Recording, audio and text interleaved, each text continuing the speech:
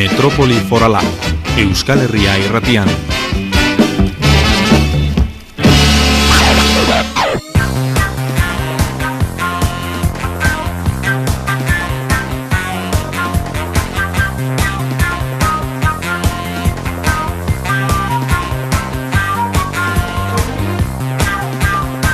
Bederatziak eta 5 minutu dira, abiatzen ari den hau Euskal Aste petoa izanen da, Euskal Aste egiazkoa. Astelena, asteartea eta asteazkena, eta asteazkenaren ondotik egunaren izenak berak ederki adierazten duen bezala, asteburua, asteburu luzea, kasu honetan. Gora beraz Euskal Astea!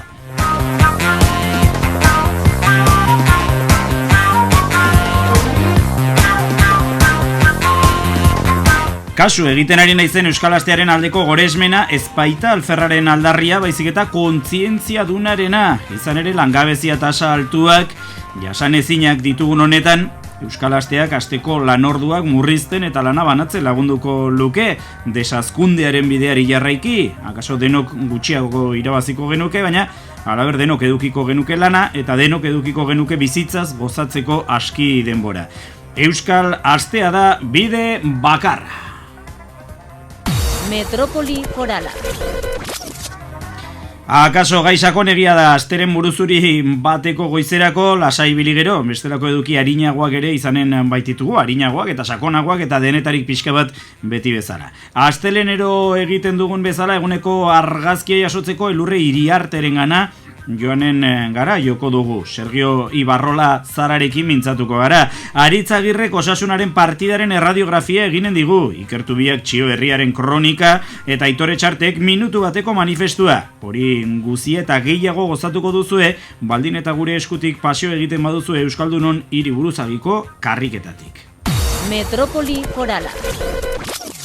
Beraz, egunon Metropoli Foraldarrok eta egunon Igor Eskudero, ari Eskudero teknikari. Egunon, Juan Cruz. Gaur hasi gara zu gehiago estutuz, izan ere indikatiboa birritan bi aldiz, bueno. Asko gustatzen baitzait. Hori, esan beharra dago, Igorren ekarpena izan zela, jite horretako, nola esan, indikatibo, efektu modernoak, jingle modernoak. Bai, hori da, jingle. Esan genuen jingle esaten zitzaio. Bai, jingle izan zitzaio, hori da. Bueno, bada gure Igorrek egiten ditu, soinu teknikariaz gain DJ-a ere bada, eta The Bourbon Kings taldean, eta World Tour egiten ari dira, ez bakarrik Euskal Herriko gaztetxeetan, hori ere egiten ari baitira, baina atzerrira ere jotzen ari dira, asteburu honetan Zaragozan sekulako arrakasta lortu zenutela esan didate. Bai, gaizki dago esatea, Gaizki dago nik esatea, baina... Eta nik ere okerrago. Ez, baina, bueno, kontua da, hango talde baten diskaen aurkezpenean izan ginela, eta mukuru beteta zegoen...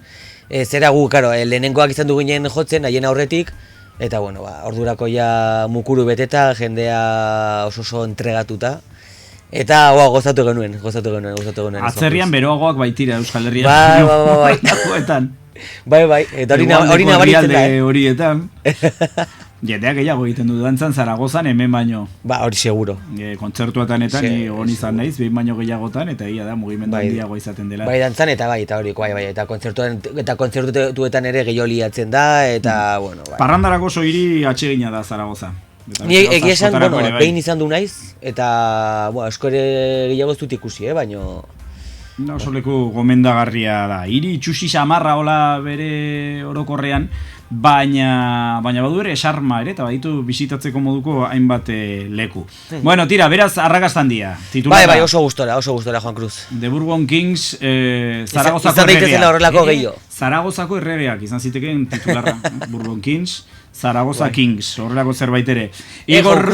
Gauzatxo bat, bai, aste honetan, ez gara geratuko, eta aste honetan Iruñera etorriko gara, terminalen arituko gara ostegunean. Ostegu santuan. Ostegu santuan. Hasieran ostialan izan barzuen kontzertuak, baina esan ziguten, Kaldereria kaletik pasatzen dela prozesioaren bateo zerbait, eta ostialetan ez dutela uzten, kontzerturik egiten hor behitzak Kaldererian Nikanetako ama Virginaren prozesioa.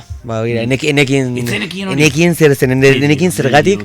horrelako gazteria eta hori hola dela pasatu dute ostegunera, Beraz, ostegun hontan hartxe arituko gara, Juan Cruz. Ederki, Terminal Tabernan ostegun gauean. Hori da. Zordutatik aurrera. 10:00 aurrera, bai. Ederki, osongi. Bada, Igor Pertsianar, favorez.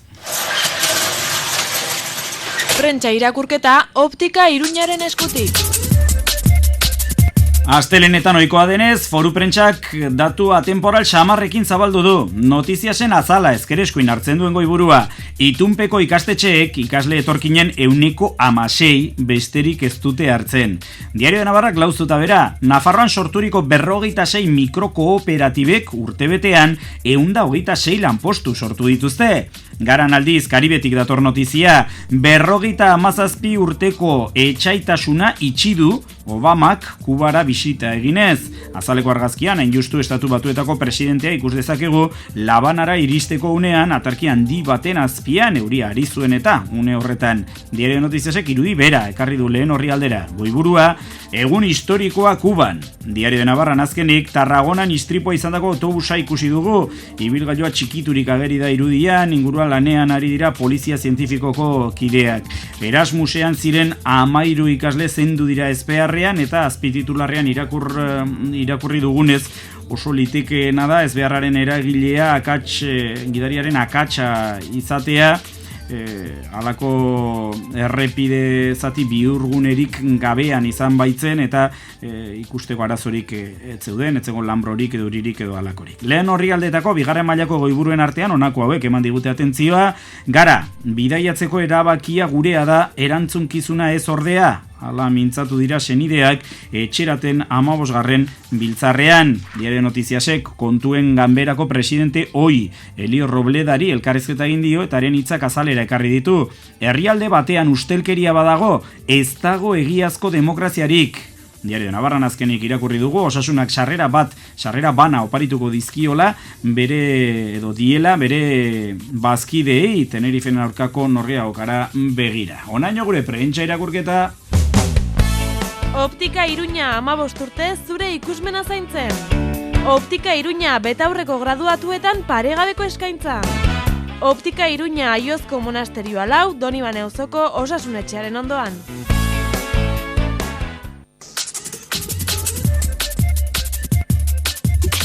Bederatziak eta 12 eguneko argazkiaren tenorea. Elurre Iriarte egunontan egizunean aurrera. Baita zuri ere. Xuriaren gainean koloretsuak ageri diren, luzaideko bolanten jantzien xingolak. Argazkeen bazterrian eta lauso, emakumezkoak, berriaren errana ongi irudikatuz. Hortzegun hortziralta larun batunten herri galdeketen jendute luzaiden. Mutilek egiten duten bezala, neskek dantza taldean parte hartzaren alde zaude, izein den lehendabiziko galdera.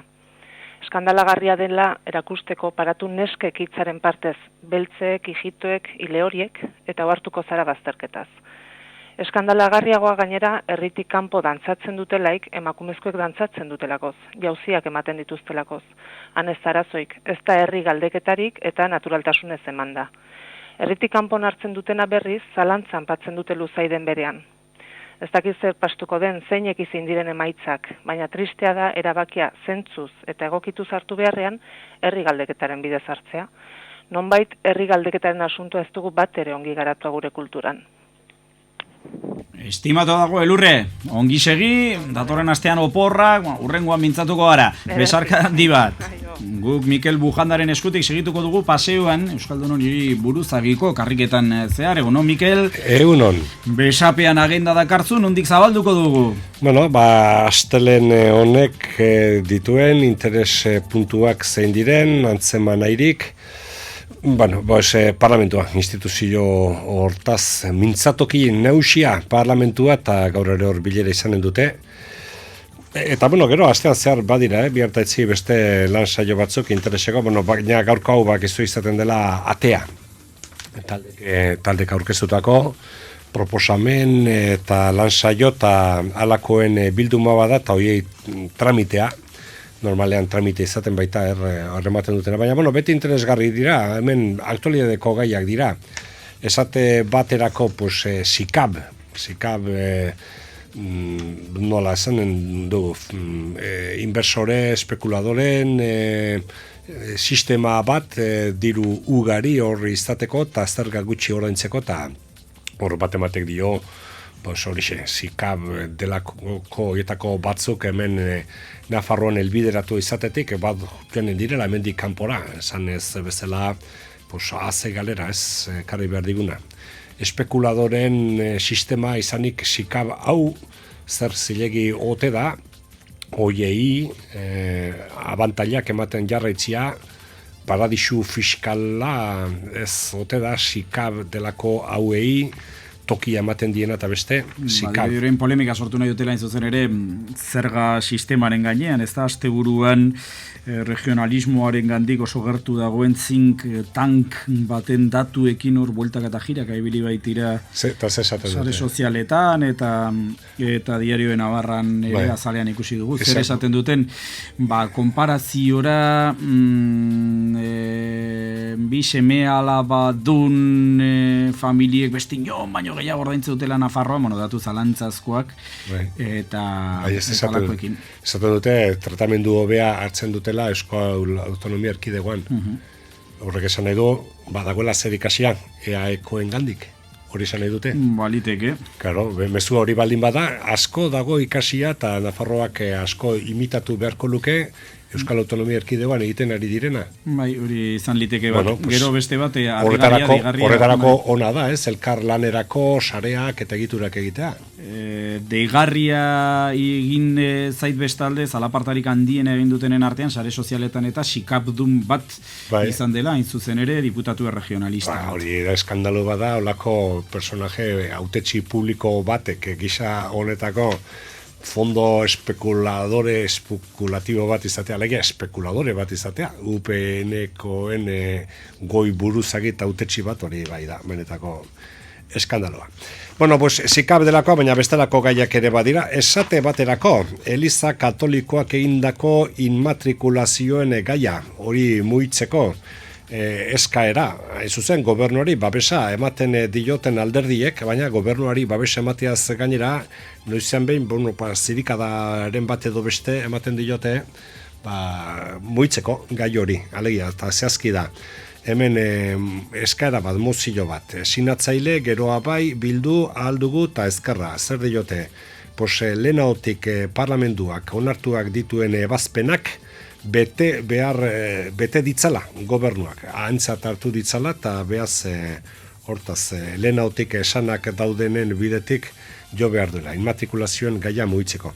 Eta gero, hau beti, dialektika zein denez, esate baterako, A eta B, ikusten dugu batzuk eskaera egin dute, UPNek eta PPek, zertarako, Unibertsitate pribatuko langileen plataformako kideak joan daitezen parlamentura berriro, hor hitzarmen bat, hitzarmen bat amaitu baita, eta osasun bidak ez baitu jarraitu, hoien ondorioekin da beste buelta bat emateko. A. Eta B, zein da? B da, geroabek, bilduk, alduguk eta ezkerrak egindako proposamena. Aurki, audientzia nazionalean epaitu behar dituzten zenbait Nafar hiritarrek ager dezaten euren egoera zein den parlamentuan eta esan dezaten zer dagoen egindako torturen salaketen inguruan eta euren egoera prozesalean. Agerraldien eskaera hortaz parlamentuan zer nor gonbidatzen duen hori geure errealidadearen isla da, ezta, Nafarroko parlamentua gai honetan ere. Zer esanik ez, pairen inguruko galderak ere badaude, luzaz paira arazi behar digutelako pairen kontu honekin da beste. Hori guztiak parlamentuan, baina badira bestelakoak eta arras interesgarri izan eliteken gaia, gaur Ana Ollo kontseilariak eta, esan genuke, Álvaro Baraibar bakerako eta bizikideretzarako zuzendari edo idazkari da, zuzendariak ez? Aurkeztu behar baitu bakea eta bizikideretzari buruzko jardunaldi batzunen programa eta asmoa zein den. Eta behaz horixe, jarraitzeko modukoa eta ze programa eta nola duten planteatua gaur ezagutuko dugu. Eta gero badira bestelakoak, arga eta Atarabiaren kasuan Ultzama eta arga hor elkartzen baitira San Andres esaten dioten errota egokitu horretan eta erakusketa bat zabaldu behar dute, Hermano Rio esaten diotena, ugaldea, geure senidea.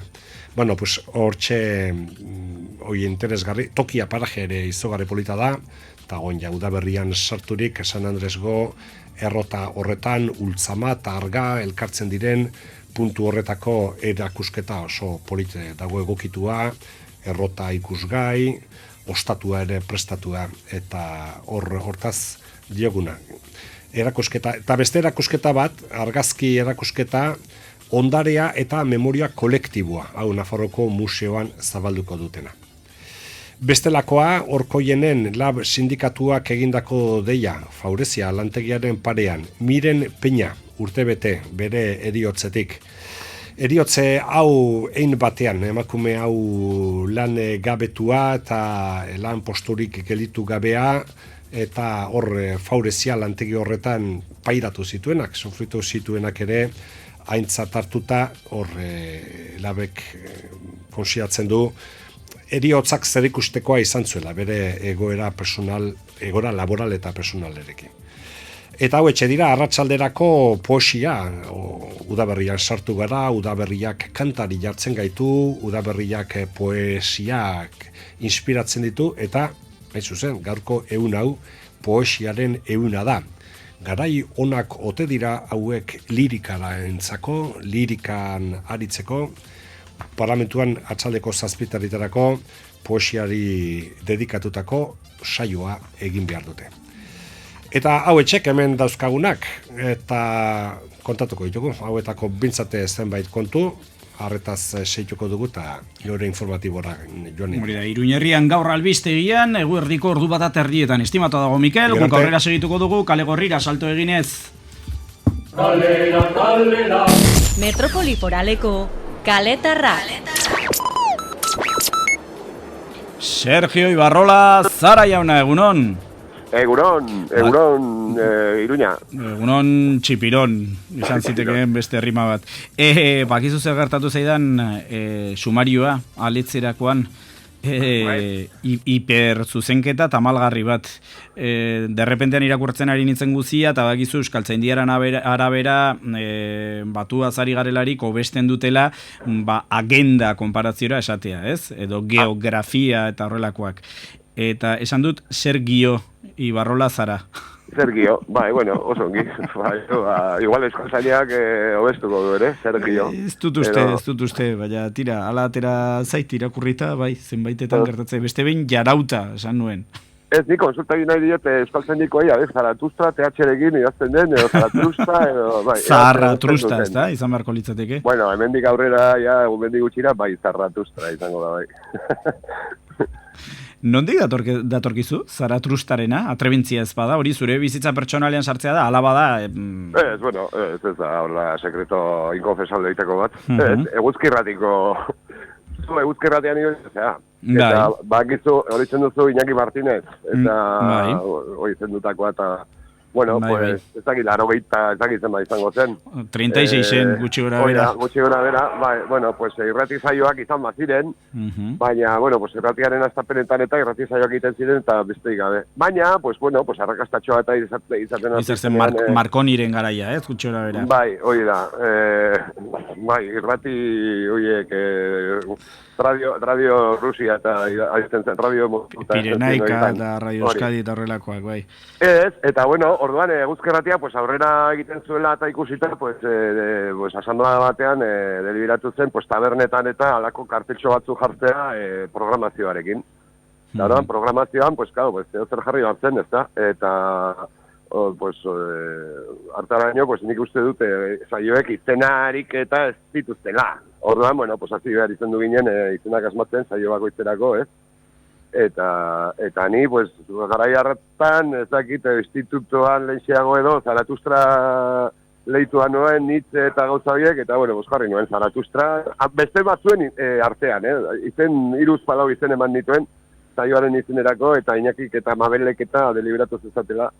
Eta Zaratustra jarri ziatenan kartelean, eta karo, pues ja, pues kaleti joan da eta jendeak ikusten zuen zaioa, eta zaioarekin lotzen zintuen, eta Zaratustra, eta Zaratustra. Zara, zein Zara, bai. Zara? Zaratrusta. Ala mintzatu zen Zaratrusta. Bai, irrati txistea egiteko ongi dago, Zaratustraena. Eta hori, irrati zaio hartatik datorkit. Kontu zaharrak. Kantu zaharrak, bai. Kantu politak ere, bai. Bai, ederrak. Garai efervescenteak esanen dugu? Bueno, bai, bakoitzari gaztaroan tokatzen zaio garai efervescenteak. Horrelako egiten ziren ere lehendabiziko referentziak irratian, Mikrofono infantil de Radio Reguete de Navarra, Inmersión en la Alcantarilla... Hori lehenagokoak ziren, bai, ongoiorekin eta Amparorekin, Amparo Anderearekin. Baina diot, pixkat eklektikoa nintzen, orduan hori, gehi zuen saioa, eta Inmersión en la Alcantarilla, Eskrotorena, eta zein gehiago. Eta garai haietan ere egiten zuen, begira, Radio Nazionalen, paradak, la radio de las sábanas blancas egiten zuen, saio gogoan garria, fakultatean aipatzen ziguten, kazetaritzan, handik urte batzuetara. Fakultatean ez zuten Zaratustra euskirratikoa aipatzen? Hori ez. Lastima. Bueno, eta hola, eta hortik datorkit. Eta, hola, eta astelena da, eta ze kontatzen diaztu? Kontatu dizuena, beira, hemen egiten ari ginen Euskal Astearen aldarria. Ze badakizu hau, honako hau, egiazko Euskal Astea izanen dela. Astelena, astearen hasiera, alegia, asteartea, astearen erdian, eta asteazkena, eta bere izenak adierazten duen bezala, biharamunean festa, eta asteburu luzea.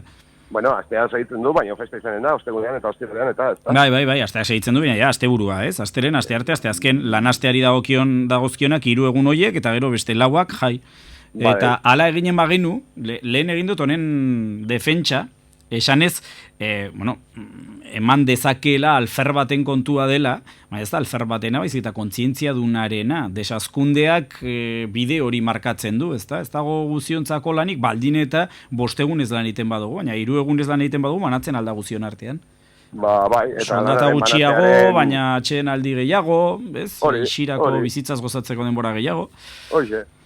Euskal Astea da bide bakarra. Aldekoa naiz gaina, lanaren banatze horretan eta ni ados nago. Bidea hori da, hori serioago jarrita ez egite Euskal Astearekin edo nola, baina zulo ilun eta beltzonetatik ateratzeko bide bakarra hori izanen litzateke. Bai, nik adibidez, zakit, jakinen duzu, irakasleekin eta egin izan zen, eta uste dut hain moztu egin dutela. Eta orduko lan astearena. Ez, 5 urtez lan egin beharrean, 4 urtez legin lan, eta 5. urtea sabatikoa izan, 5 urte horietan 180 oratu, eta kotizazioa 100, eta zakiz, eta hori mozten nahi dire.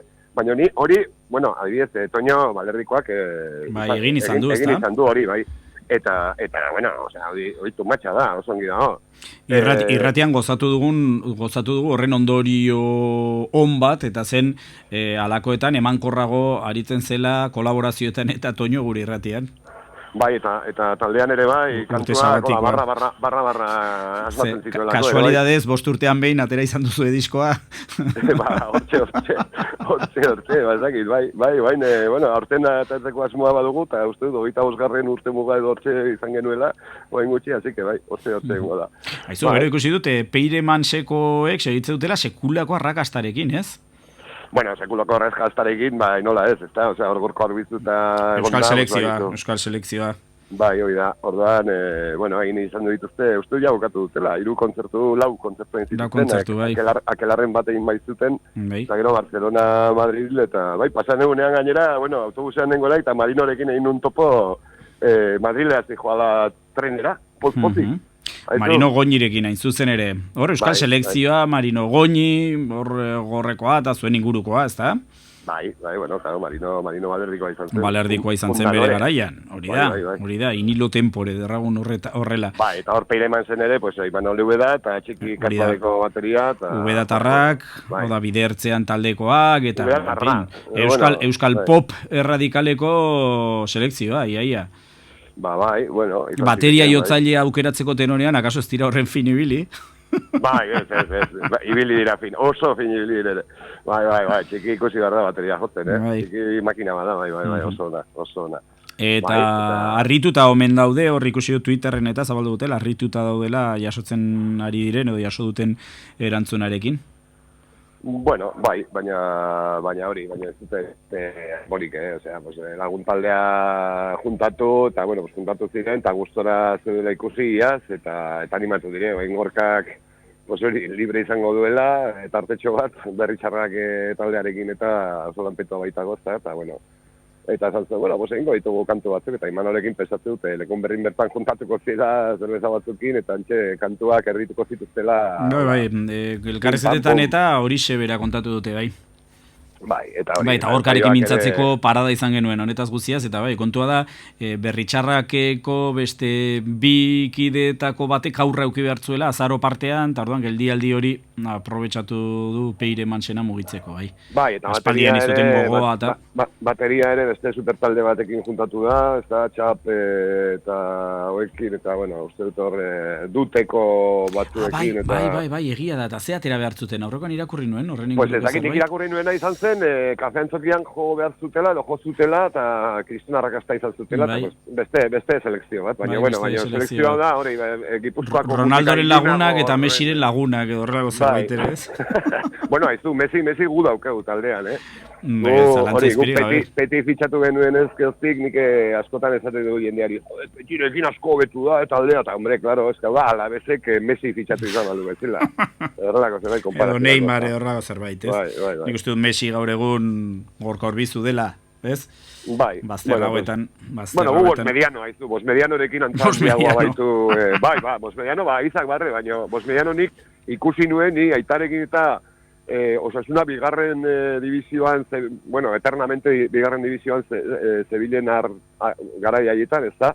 Baina kriston giroa, eta zen zadarren, nik ezagitu hain ze giro dagoen, ez dut giro ona ere izango dela, baina Bosmediano izaten zuten, batzuen nahiko fama txarra, Bosmediano, mozkorti xamarra omen zela, eta bueno, jugar... Baina gero gol garrantzitsu bat sartu zuen, ez da? Igoeraren gola. Hori da, baina Bosmediano beti izaten zuten bankilloan, eta partida komplikatzen zenean, tira, Bosmediano atatzen zuten, Bosmediano pare bat gol egiten zituen, eta listo, eta soluzionatzen zuen Osasunari papeleta. Orduan, hori, gure Peti, Bosmediano bat bezala izan ziteken, ez da? Gaina antza ere badu. Dena dela, pixkat, ari gara, taldearen izenaren kontra, izan ere Peiremans badakizu izan zela Realeko fitxaje desastroso horietako bat, terriblea, eta hemen ari gara, gero Messi eta Ronaldorekin egiten alderaketak. Bosmediano aproposagoa zen. Alderaketa egiteko. Baina, Peiremansek hori, naizta galtzailearen izena paratu dioten taldeari, talde irabazlea da, hasieratik. Hemen de Freitas bat egin genezake, ez da hitorituko zaren de Freitasekin, Osasunara etorri zen jokalari, ez oso fin bat. Horria galtzen nahi, Juan Cruz. Ez galdu, hortxe utziko dugu kontua. Onaino iritsi gara, Sergio Ibarrola Zara edo Zaratustra, Balerri taldeko bateria jotzailea, San Francisco ikastetxe publikoko atezaina, egunotan oporretan, okerezpa naiz edo ez? Ez, hemen dago, txamarra ofiziala jantzita eta tarian nago. Ederki. Bada, plazerra beti bezala zurekin solasean aritzea, datorren astean jai, aintzat hartu, apuntatu zure agendan. Oiko kolaboratzailei, Pasko astean, festa. Nire agendan apuntatuko dut, ba. Ederki, Sergio. Ale, adio. Jarraian zuen sintonian entzure jaun Andere Maiteo, zerbitzu publikoko informazionea, horren ondotik zer, bada Osasunaren partidaren erradiografia, Aritz Agirre, futbolean doktore de Lagunaren eskutik. Zure iria egunez egun, Iruñeko informazioa. Kondestableko bulegoetan errolda edo eta erregistro gestioak egiteko itzordua eskadezakete herritarrek 010 telefono zenbakian zein pamplona.es webunean. Aldez aurretik itzordua eskatzeko baldintza gaurtik aurrera izanen da indarrean. Bihar arratsaldeko 7:00 IKT astearteak zikloaren barruan, Santuzelaiko Zibiboxen Eba Rodriguezek ordenagailua erosteko tenorean zer hartu behar dugun aintzat azalduko du gazteleraz. Bihar bertan Mendillorriko Zibiboxean, zine eskuragarria zikloaren barruan, Quentin Tarantinoren Malditos Bastardos pelikula pantailaratuko dute gazteleraz. Protagonista Brad Pitt. Sarrera musutruk, aldez aurretik gonbidapena jasota. Bestalde udalak antolaturik apirilean zein ekainean iparri bilaldiak eginen dituzte Iruñean zehar. 60 urtetik gorako herritarrei zuzenduriko ekimena da eta sasoiko mantentzea du xede. Parte hartu nahi dutenek 010 telefonoan eman behar dute izena. Informazio gehiago 010 telefonoan eta pamplona.es webgunean. Iruñeko udalak eskainitako informazioa.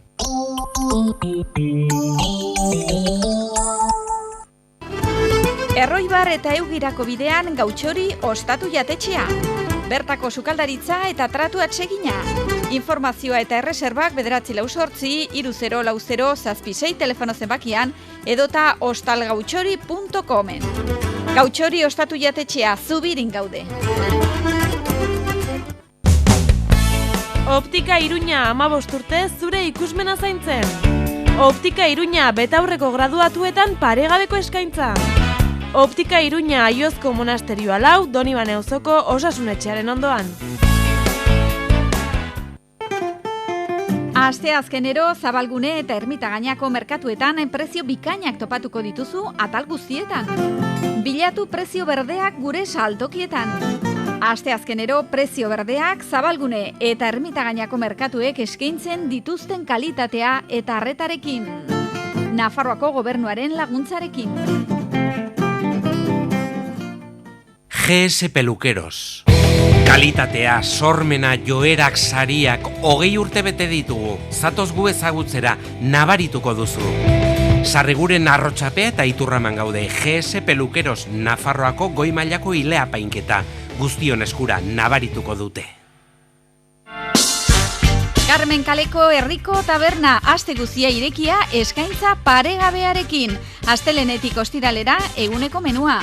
Ostegunetan talo bereziak, larunbata eta igandeetan asteburuko menua eta gainera, asteburuero bokatak eta noski tragoak eta giro bikaina. Carmen Kaleko herriko taberna Iruña, orain ardo karta berezia.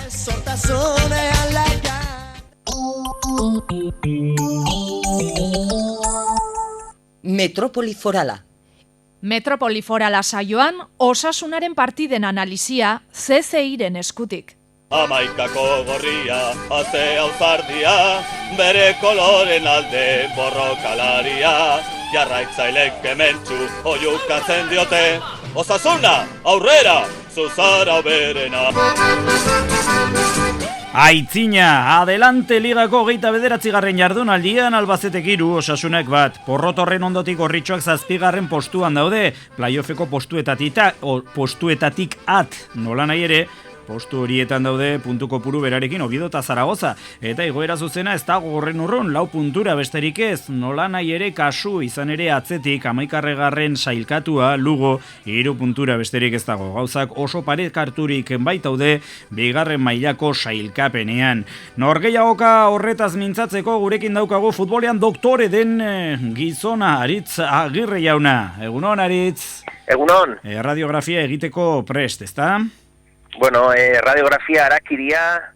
Edo horrelako zerbait, izan ere, Alavesen aurkia ikusi genuen, talde honen aurkia, torein ifrentzua tokatu zaigu Albazeteren kontra.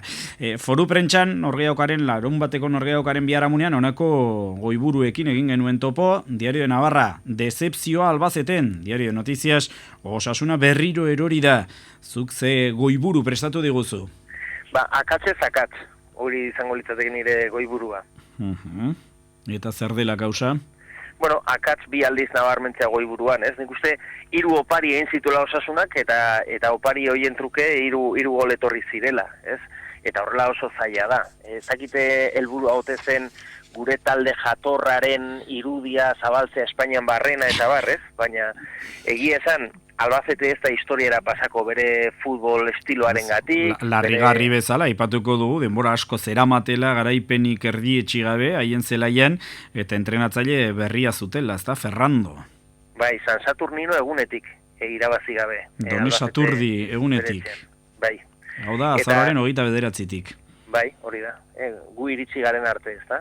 Iruñeko patroia Dena dela, Osasuna historikoki oso trebea izan da horrelako boladak eta apurtzen, ezta? Norbaitek esaten zuen aldi oro, ez daki nor kuadaramatza, 20 jardunaldi etxetikat partidarik irabazi gabe. Osasunak beti apurtzen zuen eta beti galtzen zuen horrelako aurkarien kontra, beraz alde horretatik koherentea da. Bai, batez ere ikusi zelako Osasunaren aurrean zegoen taldea, bazela beharrak, premiak, bideratutako baldintzatutako talde bat, nahiko urduria zena batez ere jokorik ez zeukana, ez zegoen ere jokalari bereziki, treberik mine egiteko, baina ematen zuen Osasunak aukera garbiena zuen partiduan, itxuraldatu dela, erabat egia da, jokalari asko falta dizkiola Osasunari, tartean Oier, tartean Merino, baita Berenguer ere, ez? Baina Osasuna zelairatu zen jarreran, bazen, bagizu bulego batzutan nagusia falta delarik, alegia Oier Sanjurjo, eta bekaduna etorri ezelarik alegia Berenguer, ez? Noraiteko erlajazio batean, lanean ari ziren jokalari batzuk ematen zuten, ez? Nire gustatu zait Oierren azpimarratzea, izan ere, egalean aritzen da, defentsan, irudiluke ez dela horren garrantzitsua bere presentzia zelaian, berdegunean, baina nik erranen nuke, kemenari dagokionez eta ezinbestekoa dela, hark hartzen duen rola berdegunean, ez da? Bai, eta Berengerrena ere bai, iruditzen zait, erasoan berak, baina ez duela baloi galdutzat ematen, ez? Eta tensio bat ematen diola taldeari, baina begiratu diezaiogun 3 golei, ez? Nola zen bombero toreroa izkeraz ez dakit itzuli dugun, baina... Zultzaile toreroa, toreatzailea. Ze Patial aritu zen lehenbiziko 2 goletan, ez? Geldikako jokaldian eritsi zen lehendabiziko, 21. minutuan, korner batean. Albacetek mine egin zezaken jokaldi bakanetan, ezta? Eta hori gainera Martínez gero prentsarrokoan esan zuen hain justu ere estrategiari begiratzeko agindua zeukatela jokalari guztiek eta hori landu zutela aste barruan, ez? Eta korner bat ez bereziki ongi jaurtitakoa, baina bai nahiko baloi irekia, loratu eta irekia, atzelariak oso Patial eta Nauzet benetan genetikoki horren altua den atezain batek hainbeste arazo izatea loratutako baloietan zepena, ez? Batez ere, 1,70 zentimetroko garaia daukagun ontzat, ezta? Oso gaizki, eta bigarren golean ere, hor, eztabaiatu zaku falta izan zen ala ez, baina hor, atezain batek agindu behar du. Bere ate azpitik 3-4 metrotara ateratzen den momentuan, bada baloia hartzeko, naiz eta obus bat bere kontra jaurti, ez? Eta hor, 2 eta huts enteratu gabe, eta Osasunak ezer egin gabe, itxaropen puntu bat eman zuen Urkoberaren golak, hori izan da, erenengo partioak eman zigun. Albiste un bakarra, bai.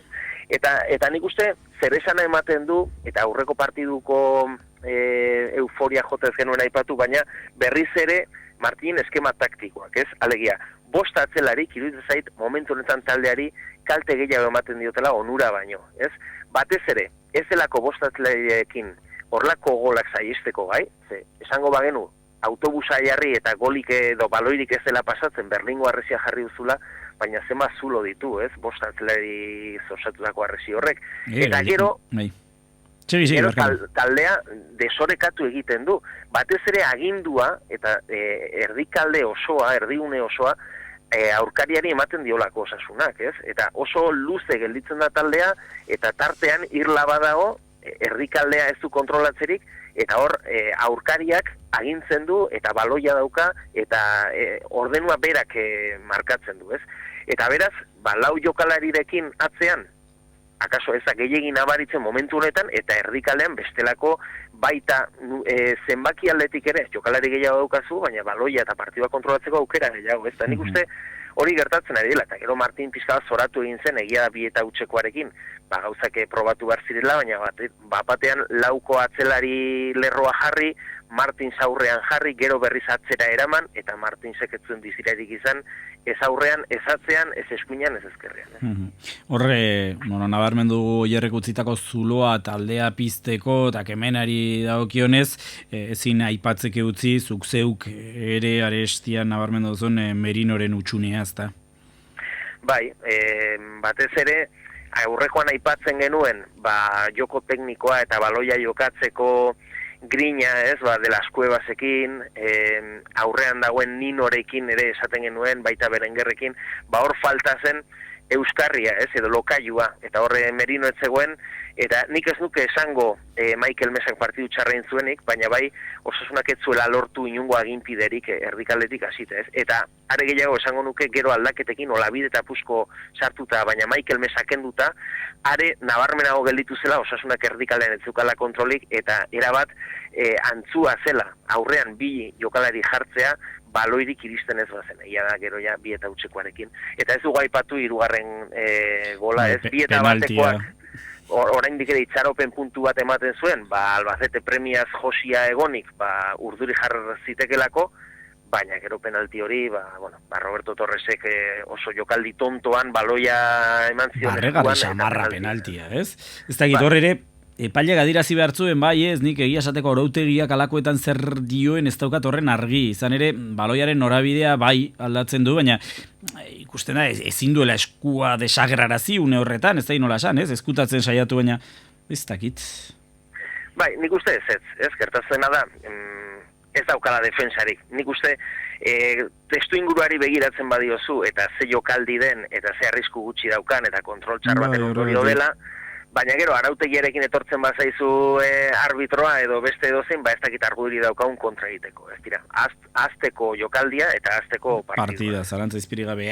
Dezagun beraz, izan ere, Osasunak sailkapenaren goialdean segitzen du, gauzak oso parekatuta daude, arestian aipatu dugu, 11. Sailkatua, 3 puntura besterik ez dagoela, baina goitik gauzak ere oso parekatuta daudela, igoera zuzeneko postuak 4 puntura baititu gazteluko plazako taldeak.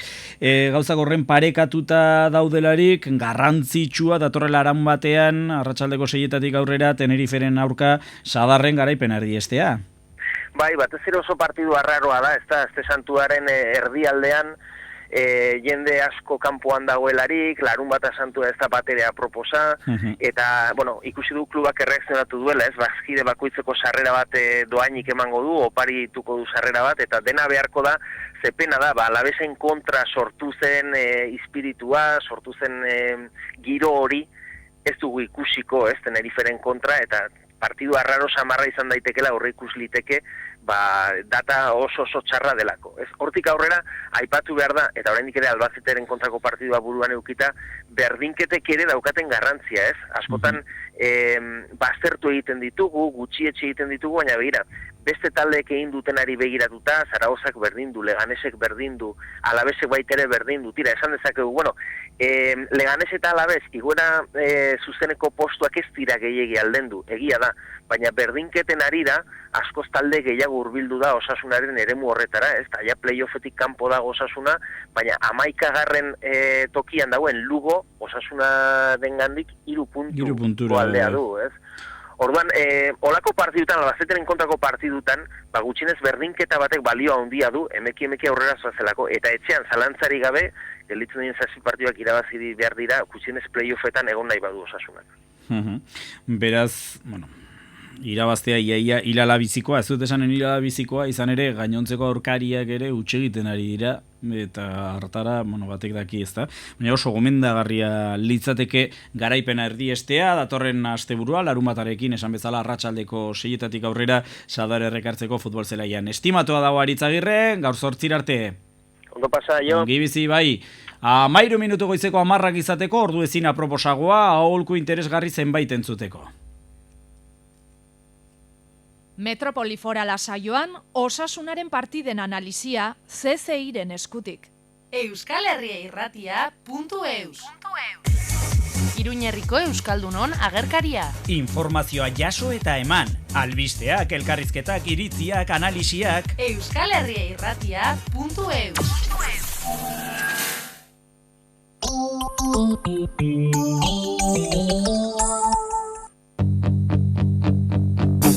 Estudio Mediko Navarro medikuntza zientifikoki aurreratuena eta aldi berean gizatasunezko jokabidea, hori eskaintzen diogu Nafarroako gizarteari. Zerbitzu ugari ditugu, ginekologia, haurdun gelditzeko laguntza, digestio aparatuko espezialitatea, dermatologia, kardiologia, urologia, dietetika eta nutrizioa. Estudio Mediko Navarro 21. mendeko poliklinika bat zure eskura. Isaac Albeniz kalea 7, telefonoa 948 241236. estudiomedikonavarro.com Txikientzako festa eder bat nahi. Zatoz kilikili jolas parkera. Kilikili, bolak txirrista gaztelu puzgarriak. Aurren urtebetetze meriendak kilikilin. Helduentzat kafetegi zabala dugu. Kilikili, Marcelo Zelaieta 86, 9-4-3-6-2-6-2-6-6. Kilikili!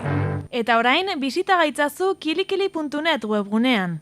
Napar konponketak zerbitzu teknikoa. Etxe tresna elektrikoen konponketa, garbigailua, hozkailua, labea, sukaldea. Napar konponketak zerbitzu teknikoa marka guztiak atenditzen ditugu. Informazioa 9-8-1-8-3-6-6 eta satpamplona.com webgunean. Napar konponketak euskaraz atendituko zaitugu. Aste santuan, zatoz uharteko izotz jauregira. Gozatu irristaketan Nafarroan den izotz pista bakarrean eta primeran pasako duzu. Izena eman gure ikastaro trinkoetan eta ikusiko duzu zer erreza den izotz gainean patinatzea. Ezagutu hokeia eta irristaketa artistikoa harrituko zara. Uharteko izotz jauregia itaroaren ondoan gaude. Informazio gehiago 9-8-33-6-7 telefono zenbakia.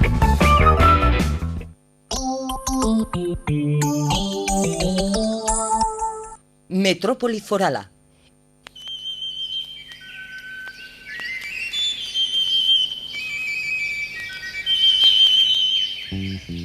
Tori txiki polit bat leihoan kantari. Kontu txiki polit bat esan dit gaur neri. Kontutxo bat, kontutxo bi, ez galdetu neri hori. Kontu hori galdetu. Ikertu bia gure txori txikia, gure berri emailea txio herrian, hau da Twitterren egunon. Egunon. Zemoz abiltza? Ongi. Zemoz astea, Twitter aldean? Ongi ere bai. Ongi ere bai, emankorra. Ezberdinak dira behintzat. Ezberdinak dira. Nik baten bat ikusi dut oso ona, zerrenda pasatzen baitigu, berak zazpi txiotan laburbiltzen du astea, aldez aurretik pasatzen digu, eta baten bat ikaragarria. Iruditu zait, ikaratzeko modukoa zentzu batean, baino gehiagoan. Beraz, hasiko gara, laburpen honekin, astearen laburpen honekin, Beñat Sarasola literatuarekin. Elur malutarik ez, txiorik gabe, 21. mendeko aldarri politikoak. Elurte batzu izan baititugu azken egunotan, eta egia da, esate dute ez da, elurra bota behar duelarik aurrak aztoratzen direla, txiolariak ere bai. Pila bat. Bai, argazkiak, bideoak, batez ere bideoak ikusi ditut. Baina oso ikusgarriak. Bai, denak kamera geldoan. Bai, hipergeldoan, eta aintzat hartuz Iruñean zer nolako elur maluta puskak izan genituen, nik inoiz ikusi ditudan handienak, efektu ikusgarria egiten zuen. Bai, egia esan bai. Baina kontua da, gero ja azkenerako ez dakizen bat bideo ikusita. Bai, enegarrenean elurte, Matrix elurte ematen zuen, ez da elur maluta alako efektu. Hori zen mobilak eginen du, ez? Kontua da, YouTubeen jarri dutela aukera hori, kamera geldoan jartzekoa, eta tara jende guzia, hasieran, Instagram eta horrelako sortu zirenean, eta filtroak edo... Ja, bai, egia da. Ja, ez dira filtroak. Nola esan barko genuke, galbaeak? Baina egia da, ja zira ikusten. Asko gutxiago ikusten dira, ez? Hasiera batean vintage estiloko oiek, edo kuadroen itxura hartzen zuten oiek, edo horrelako pilo bat izaten ziren. Bigarren txioa Jozulin jauntxita urgarriarena. Errefusatuak, kontzeptu gisa. Bai, ona azta. Itzokei bat, krudel xamarra, baina errefusiatuak lirateko aldin eta terperik emanen bagenio, baina terperik edo bagenie, baina terperik eman gabe, errefusatuak dira, errefusiatuak baino gehiago. Landergarro beste txiolari oparoa. Gaur, unibertsitateko ikaslei bizitza errealari buruzko praktikako eskolak eman dizkie barne sailak. txaraina traolarekin. Euskal Autonomia Erkidegoko liskarrak eta foru erkidegokoak ere ikasleen grebaren karietara, ezta? Bai. Gainera, argazki bat ere jarri zuen, eta horra gertzen zen gazte bat odoletan, eta... Argazki ikusgarria, aurpegia odolez beteta atxilo zera matelarik. Hori da. Gero liskarrak ere ikusgarriak zentzu batean baino gehiagoan, hor harrika ibili ziren konparaziora Iruñeko udalaren kontra, eskutuak, udaltzainen kotxe baten kontra, edo ibilgailu baten kontra ere egin zuten, eskutuak hartu zituzten udaltzainenak, eta gero gazteetako batek Instagrameko bere profilean argazkia atera zuen, edo argazkia eskegi zuen bera eskutuarekin.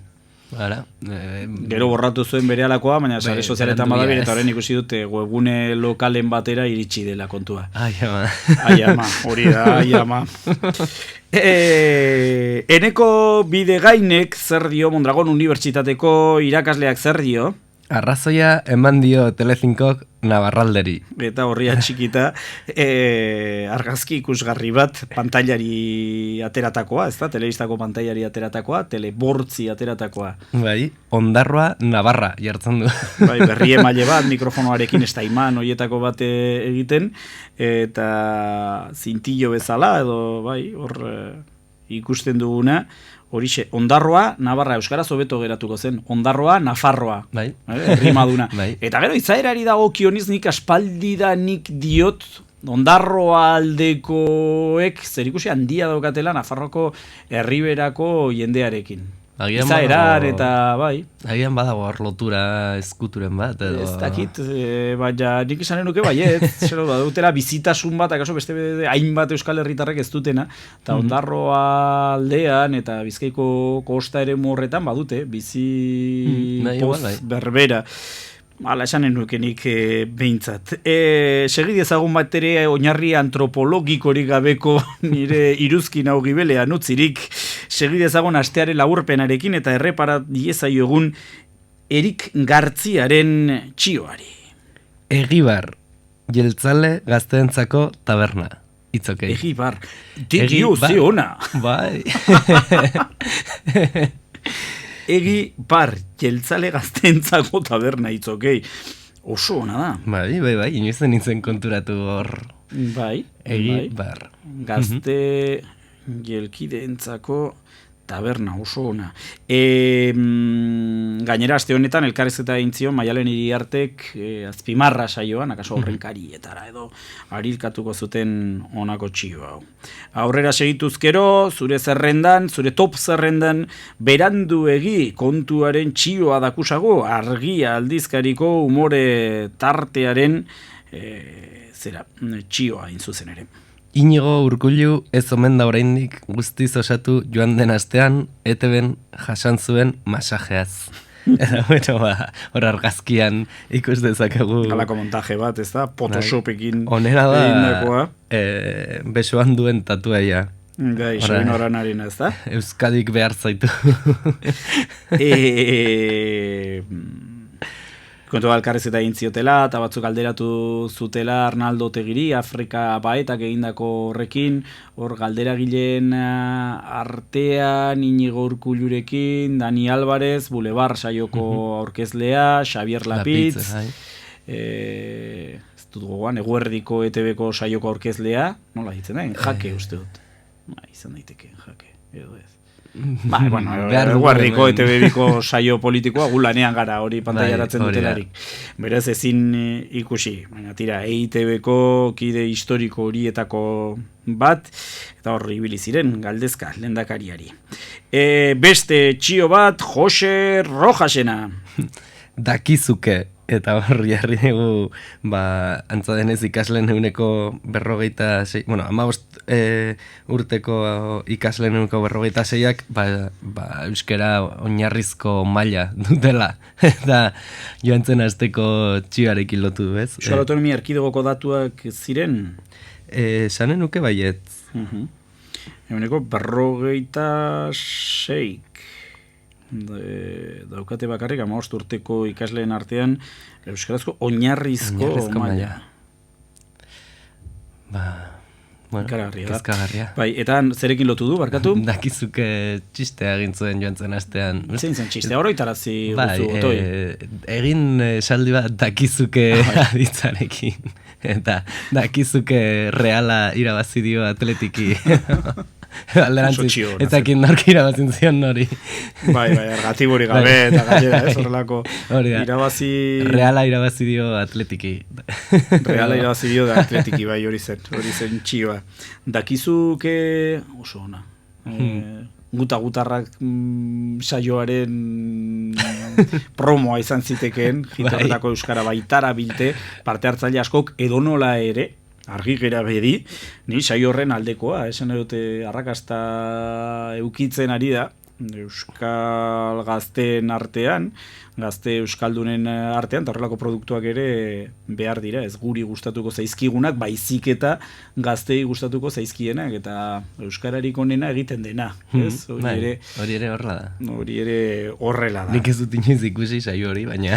Ez baituzu seme alabarik, nik bai ordea. Ez, eta bitxia da, esan dut egiten dute, hasiera batean zen, erdi gran hermano hietako bat, eta nahiko tamalgarria, baina orain berrantolatu dute eta egiten dutena da ikastetxeen arteko lehia.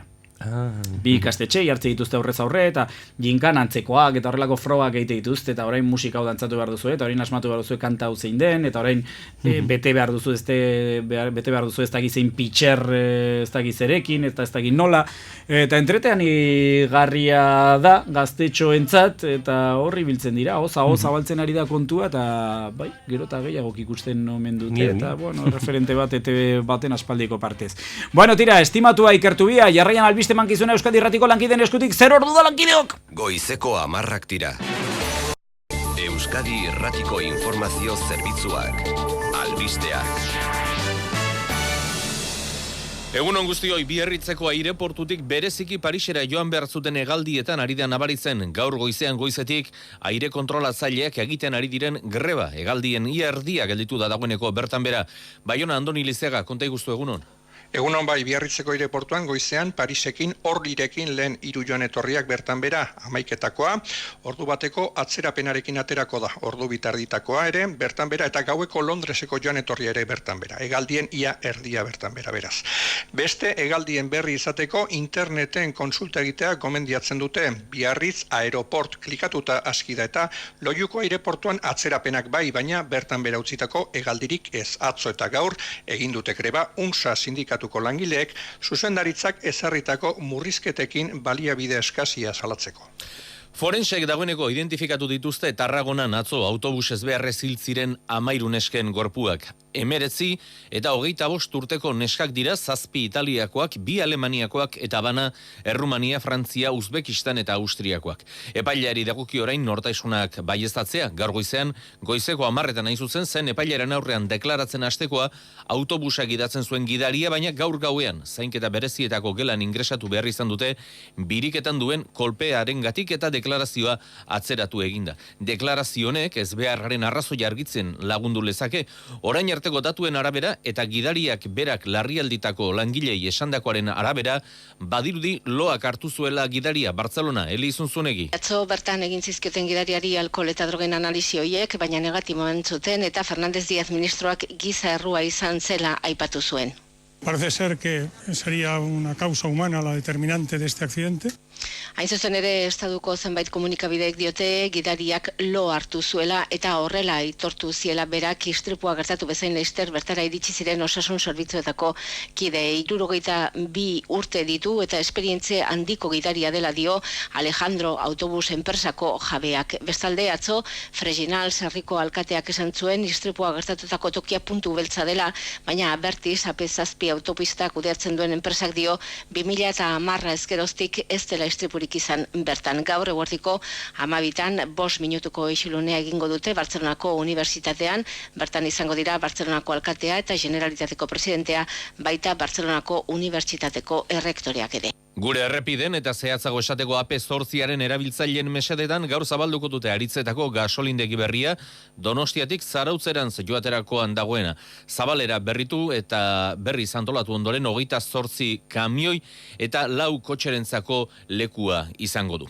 Kubatarrek harrera beroa egin diote Barack Obama, Amerikako Estatu Batuetako presidenteari gaur gauean uartera iristerakoan. Gaur Raul Castrorekin batzartuko da eta bihar disidentziarekin. Txema Uzmendi, Kuban bizi den jesuitak Euskadi Irratiko Faktoria saioan esan digu itxaropena badela Kuban, baina orain baino lehen gertatu diren ustelen ondorioz badagoela irekiera ekonomikorako alako mesfidantza. Jendeak ere sufritu egin du horrean ere egin zenean olako bide batzuk irekitzea batez ere nekazal munduan, gero gauzak hobetzen joan zirenean eta jendea dirua irabazten eta horrela gobernuak atzera egin zuen eta kendu zenbat lur zatita eta orduan ere gauza horiek ez dira erraz ahazten eta bihar beste zerbait egingo dugu.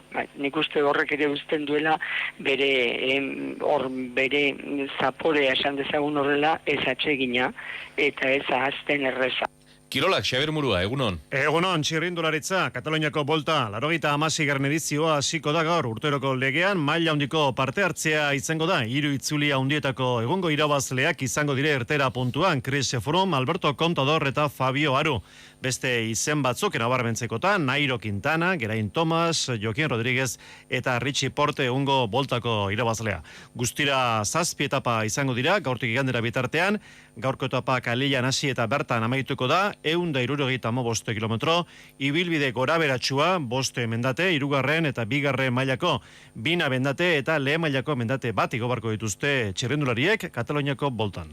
Segurtasun sailean arreta izateko eskatu digute Zamudion, Bizkaia 737 errepidean autobatek txirrindulari bat harrapatu du eta ambulantzia bertan lanean ari da Erletxerantz doan erreian. Eta okerrak zuzenduz, gaur Aritzetan zabalduko duten gasolindegian 28 kamioirentzako lekua eta 44 kotxerentzako izango duzue gaurdanik aurrera. Euskalmeten iragarpenaren arabera, Euskal Herri hegoaldean ostarte zabalak izango ditugu gaur, baina iparraldean hodeiek estaliko dute zerua eta tarteka zaparrada txikiak botako ditu. Arratsaldean maizago egingo du euria eta gehiago barrualdean ustuko du itsasertzean baino, haizeak iparretik joko du eta temperatura ez da aldatuko. Goizeko 11etan izango da hurrengo albiste emankizuna hemen Euskadi Irratian eta interneten albisteak nahi duzuen aldiro eitb.eus atarian. Orduz orduko albiste zerbitzua izan da. Euskadi Irratia, albistearen arian. Euskal Herria Irratia, FM-ko 91,4.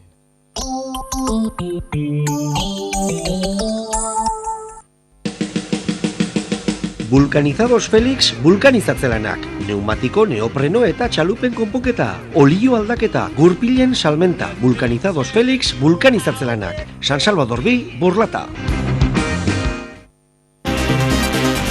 Planikop, fotokopiak txuri beltzean. Fotokopiak koloretan. Planoak. Era guztietako kuadernatze-lanak. Imprenta laesterra. Kamisetak. Donibane auzoaren erdi-erdian gaude. San Alberto Magno kalearen 6an. Planikop, zure kopistegia. Optika Joaquin Alforja. Orain aurrentzako ikusmen terapia euskaraz. Begi alferra, estrabismoa, arazo binokularra. Optika Joaquin Alforja. Orain aurrentzako ikusmen arazoak hobetzeko terapiak ere eskaintzen ditugu. Optika Joaquin Alforja, udaletxeko plaza bat, Iruñea. Garijo bitxiden da, bitxiak eta erlojuetan eskaintza zabal-zabala. Zatoz eta aukeratu zure oparia. Garijo bitxiden da, San Alberto Magno bi, Donibane auzoa.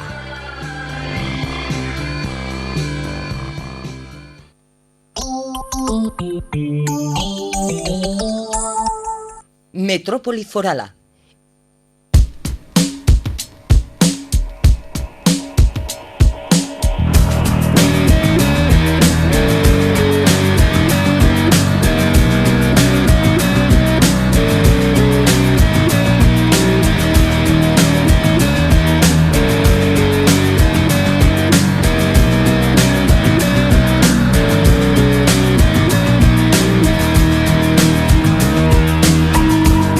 Well, aurrera goaz gure gaurko Metropoli Forala saioan, Metropoli Foralari gara zeharkatzen denak elkarrekin eskutik lotuta. Eta eben giro honean, gainera jau da berrian gaude, gaur nazioarteko poesiaren eguna da, ze gehiago nahi dugu ba. Eta eben gure gonbidatuak solas egiteko prest, lehenbizi, Aitor Etxarterekin mintzatuko gara, eta berare bere minutu bateko manifestua eskatuko diogu. Ondoren Ane Ablanedo irakaslea, hemen izanen dugu gurekin UEU kantolatutako ikastaro bateko gidaria izanen baita Laester, eta ja informazio guztia emanen digu horren inguruan. Itxaso Torregrosa sexologoa izanen da gurekin, eta bukatzeko bisita bat eginen dugu Iturrama Institutura. Antxe ari dira, Iturrama BHI Sahararekin izeneko proiektuaren barrenean hainbat ospakizun egiten egun hauetan, eta gaur zehazki Legebiltzarreko kideen bisita dute. Horretaz guziaz mintzatuko gara 11 baino lehen. Eta hasteko esan bezala Aitor Etxarte dugu gurekin hor telefonoz bestaldean. Aitor Etxarte, egunon. Egunon, Reyes. Eta nahi duzunean mikrofonoa zurea da, zure minutu bateko manifestua egiteko. Mil esker, aste santuarekin agian bat egiteko agonia. Albert Einsteinek egindako kalkulu zuzenak aldatu zituen unibertsoa estatikoa zela pentsatzen jarraitzeko. Hau da, ez zela ez uzkurtzen, ez da edatzen ere. Urteak pasa eta aitortu zuen egindako hutsik larrien izan zela bere biografia zientifikoan. Ondorioztatu zuen teoriak erabakitzen duela aztertzeko dugun gaitasuna. Euskalgintzak atxikimendua erakutsi dio agonia egoerari. Bertsio ezberdinetan gorputz eman dio bultzada horri. 20. mendearen hasieran kristautasuna eta nekazaritza munduaren ordezkapenarekin lotu zuen bere diskurtsoa, desagertzear zegoenaren etorkizuna. 21. hasieran ideologia nagusi askoren noraezarekin korapilatu da. Dena gaizki, berandu, eskas egiten omen dugu euskaldunok. Honekin bat egiten dutenok zutabe eta tertuliakide publiko arrakastatxoa dira. Korronte nagusia dute beraiek. Biktima komunitatea edo biktimen komunitatea omen gara.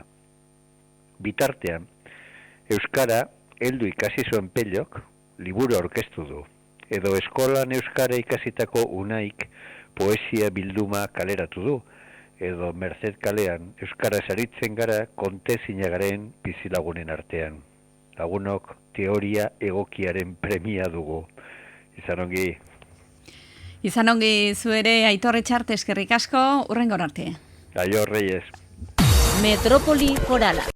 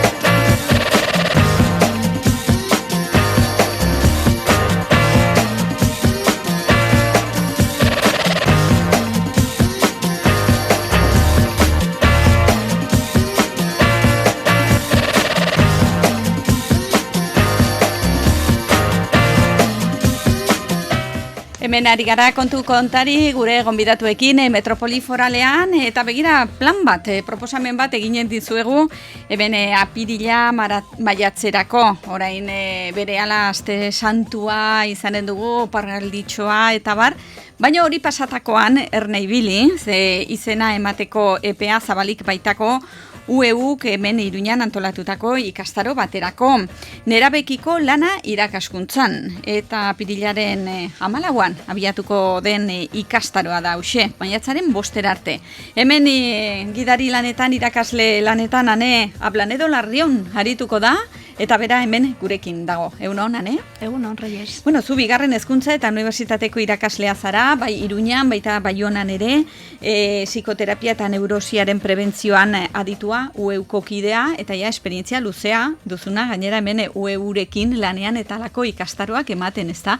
Bai. Hor, askotan ikusten zaitugu eskola alternatiboen inguruan, hezkuntza alternatiboaren gaiaren inguruan, edota orain den bezala, nerabekin eta lanean. Hoiexek dira zure espezialitateak nola baita esateagatik? Bai, berez, bai institutuan aritzen nintzenean, oren ez bai naizari, azkeneko 2 urtetan ez naizari, baina bai institutuan eta bai unibertsitatean berez, euskara irakaslea naiz, filologoa berez, baina batut beste, nahi baldin baduzu, beste ikerketa lerro bat edo, eta pixkat eziketarekin zer ikusia duena, eta hortik pixkat neurosiaren prebentzioan eta aditu izen hori, eta hori jorratut UEUren eskutik, eta egia esan nire eskerrona, UEUk bidea ireki baitit, horretarako, eta egia esan, bai, elkarrekin bide luzea egin dugu. Bai. Neurosiaren prebentzioan batzuk aditu, eta ja berehala pentsatuko dute, aiama, pastillak, aiama, haulako tratamentu arraroak, baina zurea da hezkuntza mundua, eta zuzen ere aurrak nola hazi eta nola ezi, hor dago gakoa, ez da prebenitzeko neurosiak. Bai, neurosia berez gaitze soziala da, ez da bakarrik individuala, gizartea da pixka bat nahi baldin baduzu. Izen itxusia baldin badu ere, hori neurotikoa dena ez, edo neurosiaren joka moldeak edo dituena, eta horretan zer ikusia handia dauka eziketak, eta eziketa bi instituzio nagusiren esku gertatzen da, familiaren eskutik eta hezkuntza edo eskolaren bitartez, ez? Familia nolabait gizartearen agente bezala, ez? Eta niri interesatzen zait, aurrak nola hasi nolako eskola sortu, aurrak hasi daitezen osasuntsu. Berez dakarten potentzial hori nola garatu eskola osasuntsu batean, ez? Eta, orain artean aritu naiz gehiago, nola hasi aur txikiak, ez? Edo nolako heziketa behar duten, lehen hezkuntzan eta aurre hezkuntzan eta dabiltzan horiek. Baina gero iruditu zaitere, nerabek ere badutela bere beharko luketela, beren aukera, ez? Irakasle jakiteko nolako ezitzaila behar dituzten inguruan. Eta zuzen ere, horretaz doa, hauxe izanen da mamia ikastaro honetan. Bai, hori da. Bai, tituloa daukan nerabekiko lana irakaskuntzan, egia esan ez naiz bakarrik ariko nola aritu nerabekin irakaskuntzan. Hau da, zehazki horretarako da, baina itzein dut asko nolakoa den nerabezaroa, zer behar duten, zergatik funtzionatzen duten bezala, zer pasatzen zaien, zer dagoen jokoan, eta pixkat horren arabera nolako helduak behar dituzten inguruan, ez? Nolako jarrerak edo, en fin. Eta horrek balio dezake irakasle izateko, ama izateko, aita izateko, baina gero klabetxo batzuk edo saiatuko naizen baten, klasean eta nola aritu, ez? Egia esan, maitagarriak badira ere, batzutan kosta egiten baita, ez? Azteko ez delako, kosta egiten da instituto batean erabei klase matea, ez delako instituto bat edo mota indarrean dagoen sisteman dauden institutoak ez baitira benetan erabe batek egoteko behar duen tokia. Eta noski, beraz, hor rebelatu egiten dira. Aurrak ere rebelatzen dira eskolaren kontra, baina aurrak askotan ez dauka indar nahikorik krisi bat egiteko nolabait esan. Baina nerabe bate indarra du, heldua da, gizona edo emakumea da nolabait esan, ez? Eta orduan horre egiten dira krisi handiagoak edo rebelatzen alzaizkizu askoz ere bortitzago nahi baldin baduzu, eta orduan gehiago kosta egiten da. Gehiago kostatzen delako domestikatzea nerabe bat nolabait esan aur bat baino.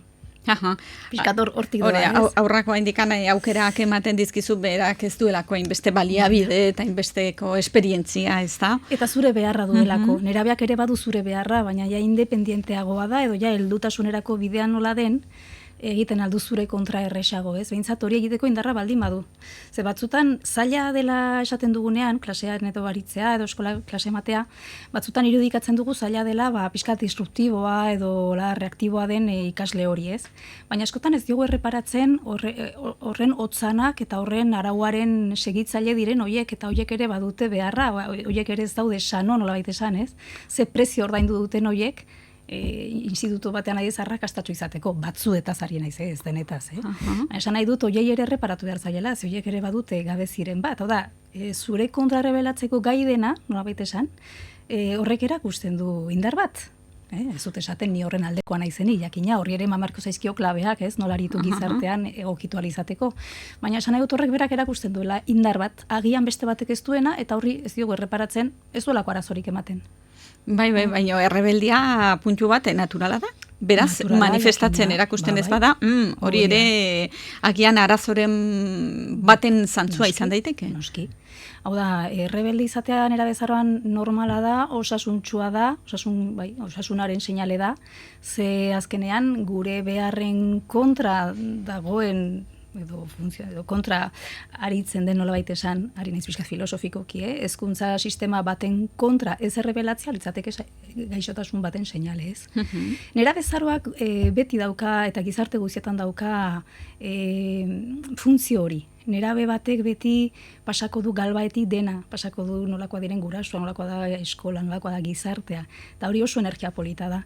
Gizarteak hori baliatuko balu benetan ongi, hau da, aldaketa potentzialaren zera hori beti nerabeen eskutik etorri da, gazteen eskutik, ez? Eta badira gizarteak hori zaintzen dutenak, gaizki, pixkat primitiboagoak direla esaten diren gizarte horietan, erabezaroa oso modu delikatuen zaintzen den garaia da, oso berriro diot oso energia polita delako, eta badira beste gizarte batzuk hori nolabait esan moztu egiten dutenak, ez? Azkenean, nerabe batek jarriko dizu beti ispilu aurrean zer zaren. Pertsona bezala, heldu bezala, gizarte bezala, eta nik uste hori dena zaindu behar dela, eta ez da egiten. Bai, filosofikoki, zuk esaten duzun bezalaxe, filosofikoki segituz, edo, hori izanen zen, gizartea berritzea behin da berriz, ez da? Hori da. Etengabe, eta, bueno, zikloa behin da berriz hasteko. Gazteek ekartzen dutena, eta gazte horiek zahartu ala, beste gazte batzuk etorriko dira, eta prozesu horrekin segituko dute. Baina noski, gizarteak begiratzen ditu, eta gizartearen agente bezala nolabait helduak, gu begiratzen ditugu, eta azkenean guk gure burua ikusten dugu, eta saiatzen gara baita ere balantzea egiten zer garen izan ginen horretatik, ez? Gu ere izan ginen ameslaria, gu ere izan ginen errebeldeak, baina batzuk hori izateari utzi diote hori duzun bezala, ez? Eta orduan energia horrek asko unkitzen du, zentzu honean eta txarrean, ez da hortik ez ikusiarekin ez pasatzerik, ez? Bertzen da, hau da, noraino zauden ase zure bizitzarekin, zenuen proiektu horretatik noraino iritsi zaren, burutzera edo hori nerabe batekiko kontaktuak asko ikusarazten dizu, ez? Eta orduan hor batzutan oso sutila bada ere, batzutan errepresio puntu bat ere bada, ez? Piskat, nola etorriko zaizu zuri gaztetxo bat esatera gauzak aldatzen aldirela, zuia bueltan baldin mazaude, ez? Eta gainera modu piskat amorratu batean, ironikoki baldin bada ere, esango jozu, zartuko zara, eta ikusiko duzu, hau nola den, eta piskat, eta hori mingarria da, eta hori, en fin. Hori da, edo errepresoren bandoan baldin bazaude orain. Hori da, bai. Batzuentzat deserosoa. Da, hain zuzen ere, gazte jendearekin, nerabekin aritzea, ez da. Nik beti esaten dut, klasean sartzen baldin bazara, nolabait, gazteekin egoteak suposatzen duen bizi zipristin horretan, zipristintzeko gogoz, aterako zara gaztetuta, nolabait esan. Eta sartzen baldin bazara, esan ez, nora noa, eta pixka bat ez natzala zipristin honek ukitu, orduan aterako zara zartuta. Izaten alda opari bat, o izaten alda kondena bat. Eziketan aritzea oroare, aurrekin aritzea ere bai, eta baina nerabekikoa izaten alda gogorra, azkenean, horitan barrerkin oregonalizatea, horren mugituak, horren, bai, eta gainera, jakinda hori zure ispilu ere badela nolabait, eta haiengan ikusiko duzuzuk barruan daukazuna. Hori da, baina hori opariara izaten alda, ez, aukera hori izatea egunero, ez? Zer itzultzen dizute, ez gainera oso ez dute, hain zuzen ere, nerabezaroaren momentua da, momentu bat non beraiek balantze egiten duten, haurtzaretik pasatzen ari dira, eta helduaroan sartzea eskatzen zaien, hori da nerabezaroaren funtzioa, ez? Eta modu inkonsiente batean bada ere, ez baitira mailan jartzen hori balantzea egitera, egiten dute pixka bat begiratu nondik datozen, eta joan behar duten toki horretara iristeko zenolako baliabideak dituzten, ez da? Orduan balantzea egiten duten nola baita esan, ez? Erabaki behar dute, heldutasuna zer da erabakitzea, ni nor naizen, nola pentsatuko du, zein izan edan ideologia, ze arropa gustatuko zait, gustatuko zaizkit neskak edo mutilak edo, en fin, hor definizio bat eskatzen du, ez? Eta horretarako egiten dalako berrikuspen bat. Eta hain zuzen ere hori da dena galbaetik pasatzearen arrazoia. Gurasoak ordura arte onenean jarrita, harremana ona izan baldin bada, idealak ziren, aitarik politena daukanik, eta onena, eta dena daki, eta ezakit arazo guztia konpontzen aldizkit, eta bar, eta batean erabazar baina, aita lodia da, gainera zerakoia da, ezakit zer, eta, bueno, horregatik pasatzen da, ez? Hori gurasoentzat ere, eta irakaslentzat hori oso momentu gogorra da, ze gurasoentzat ere da, batean esatea zartu naiz, ez? Ja naiz aita funtzio horretan horren beharrezkoa, naiz sartzen ari naiz, gizon bat daukatetxean, hor baten ordez, eta momentu polita da baina oso bizia. Bai, eta hori, aldaketak eta etengabe, gainera, aldaketak egun batean eta bestean, eta egunean bertan ere 3-4 aldiz gerta daiteke iritziz aldatzea, eromena. Bai, oso momentu batzutan, eta gero afektiboki ere batzutan nahi dute zure ondoan egonez, eta hurbil hori esaten dute gehiago igual aitentzat edo amentzatez, eta nahi dute kontaktu fisikoa eta musuak eta bapatean igual geramunean, joten da ama berdina esate hori bera egitera, eta orduan aizu, baina zer zatozuna, ez? Eta oso gora beratxua da, hormonek ere badute hor zer ikusia, eta nik usut horri ez dela ere aintzat hartzen, ez? Haiz menopausian dagoen emakume batekiko askoz ere begirune handiagoa dauka gizarteak, ez? Ez dakit adibidez. Eta ez da konparatzen aladidez, emakume batentzat horrek suposatzen duena, eta gazte batentzat suposatzen duen estanda hormonal hori, da gauza ikaragarria. Horre bakarrik esplikatuko lituzke gauza asko. Zergatik ezin duten 6 orduz eserita egon, klase batean, en fin, momentu oso gora beratxua da. Orduan, kaosa onartzen ez duen irakasle batek, edo pixkat mugimendu hori onartzen ez duen irakasle batek gaizki pasako du. Gauza batzuk aintzat hartu behar ditugu, eta beraien momentuagati bakarrik. Eta gero adibidez errazionaltasuna ez da horren nagusi momentu horretan, askoz ere gehiago da impulsibitatea, emozionaltasuna, esan nahi dut burmuinan ditugun 3 zati horien artean, arrazioarena ez dela nagusiena. Eta zentzu horretan ere batzutan arrisku batzuk ere badaude, gauzak egite dituztenean impulsoaren bulkada, impulso horiek bultzatutata, batzutan ez da, beraiek nahi duten zerbait, ez dagoela kontrola ere oso ezarria. Fisikoki bakarrik esplikatu litezke nera bati pasatzen zaizkion gauzak.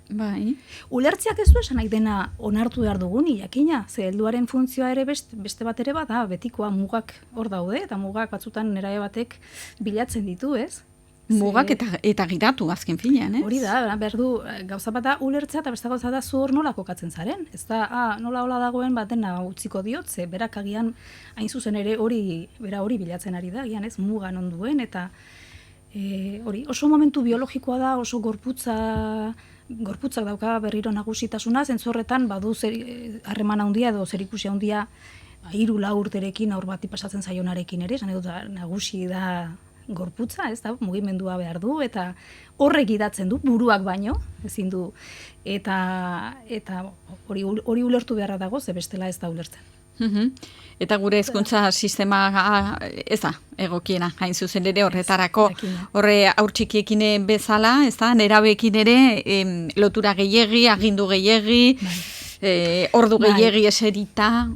Funtzionalitzateke hori lehenago esan dudana ez, heldu bilakatzea. Eta denok dakigu heldu bilakatzea ze gauza importantea den, eta ze gauza eskasa den. Zenbait jende dagoen, zaharran labait esan edo urteak dituena, baina ez dena heldua. Heldutasuna gauza importantea da, eta ez genuke denbora, ez genuke presarik euki behar horretarako. Da, joan beharko du nerabeak erabakiak hartzen, konpromezuak hartzen, baina ikasketa prozesu bada. Eta ikasketa prozesu guztiek bezala behar dute bere denbora. Orduan, nik uste dut ez dela momentu bat non hezkuntza sistemak horren beste demanda imerko lizkioken, ez? Zentzu horretan ez lehenago aipatu ditut beste gizarte batzuk, eta hor adiez moratoria moduko bat ematen da. Hau da, denbora gehiago eman erabeari esperimentatu dezan, konpromezu bat hartzeak edo ez hartzeak dakarrenaz, eta piskatola ikasi, ez? Azkenean, bestela behartzen ditugu goizegi, presa sartzen zaigu, eta azkenean egite dute salto bat, baina batzutan ez da jauzi kualitatibo bat, hau da.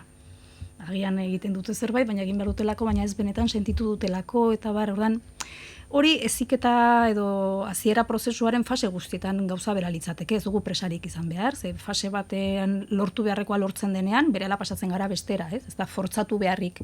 Baina nerabezaroaren kasuan, egia da, adiez, instituto batera pasatzeak suposatzen duela sekulako aldaketa haur batentzat, eta agian ez da momentua olako erritmoa sartzeko. Eta orain gainera 12 urterekin pasatzen dira institutura, beraz, lehenago, gero eta lehenago. Aspaldian baino lehenago, eta orduan gazteagoak dira noski, eta are berdeago daude, ez nola baita esateagatik. Aizu, eta, hezkuntza sistema daukaguna, ez da noski idealena, ez da gutxiagorik ere, baino daukaguna da, eta horretan lan egin behar dugu egunero, hemen ikastaro honetan esate baterako, zuk klabe batzuk emanen dizkiozu batez ere irakaslei imaginatzen dut, baita familiei ere, ez da? Pixka baten adin honetako gizon emakumeekin aritzeko. Nik uste dut asko laguntzen duela beti, nire ikastaroetan beti hartzen dudan politika da pixkat gauzak zergatik pasatzen diren jakitea, ez? Hori oso garrantzitsua da, batzutan jendeak errezetak nahi ditu eta batzutan errezarik ez da, baina gauzak zergatik pasatzen diren jakinda nik uste dut ezberdin kokatzen garela, ez? Gela batean edo. Hortik aurrera, mugak nola jarri, gatazken aurrean nola jokatu, eta naiz eta bakoitzak lortu behar duen modua bakoitzarena den, saiatuko naiz klabe batzuk ematen, ez? Hori importantea da. Gero, zer gehiago, adibidez, nola ikasgai bat eman, nerabe batentzat interesea duen gaiekin lotuz, eta zentzorretan adibidez, nik gomendio bat ematen diet beti irakaslei edo lankidei, eta da nerabezaroan identitatea da, identitatea definitu behar dago, ezta? Nor naiz ni galdera hori da, bizkat helduaroa dator, ez? Eta ureatean jotzen du, eta nor zaitugu, ara? Eta nor izango zagara, hurrengo urteetan, eta bizkat hori dena da, ez? Identitatea, ordan gustatzen zaie ereduak izatea, ereduak ezagutzea, pertsona batek nola bizi duen bere bizitza, ez? Eta ze printzipioak dituen, eta ez dakit, nahi zaituzte ezagutu, zu edo, modu asko daude ematen ditugun gauzak eta pixkat hortik eramateko, ez dakit historia ematea bera izaten alda oso gauza interesantea, zentratzen baldin magara historiaren pertsonaia hoien bizitzetan, nola baita esan, ez? Esan edut, badela modu bat, bizi duten momentu horrekin lotzeko gure ikasgaiak eman behar diegun hori, eta nik uste dut hortik joan behar dugula. Hau da, bizitzatik aldenuta dauden gaiek ez dute behin ere oihartzunik egiten. Inorengan, aur batengan ere ez. Nerabengan pixkat hori da, ez? Gu helduak gara, beraiek heldu bilakatu nahi dute, izan gaitezen pixkat zentzorretan biluztu gaitezen, euren aurrean maila batean, eta gure ikasgaietan ere pixka bat hortik, zesanik ez hizkuntza irakasten baldin badugu, edo beti identitatearen gaia da zentrala. Hori da. Eta posible balitz jende gutxiago, ikasle gutxiago izatea gela bakoitzeko, hainbat hobe. Noski. 30-35 pertsonarekin aritzea komplikatua da, eza? Oso. Sistemak berak ez du albidetzen gauzak modu hobeago batean egin alizatea, ez, hori argi da. Baina, asko hitz egin behar da, beraiekin asko usatzen zaie, eztabaidak egitea, gauzetaz hitz egitea, gai existentzialek ere asko unkitzen dituzte, ez, bazakite, eriotzak berak edo bizitza, pixkat oso momentu sartzen ari dira hor, hau da, loratzen ari dira. Eta nik uste dut aukera polita dela, edozen gairi buruz hitz egiteko, eta gauza asko ikasten aldira, nahi baldin baduzu aldenduta pixka bat akademizismo horretatik, ez da? Ni beti esaten dut, zenbat gauzetaz gogoratzen gara institutuan ikasitakoaz. Nik ez ditut erdiak ere gogoratzen, edo gutxiago. Baina beste gauzatzuk ikasten dira, ordan hoiei eman behar zaie lehentasuna beti. Eta normalean beti kontrakoa egiten da, ez? Ez programazioa bukatu eta, Hitz egitea ikaslekin eta hitz egiten utzi. Jakina, hori da.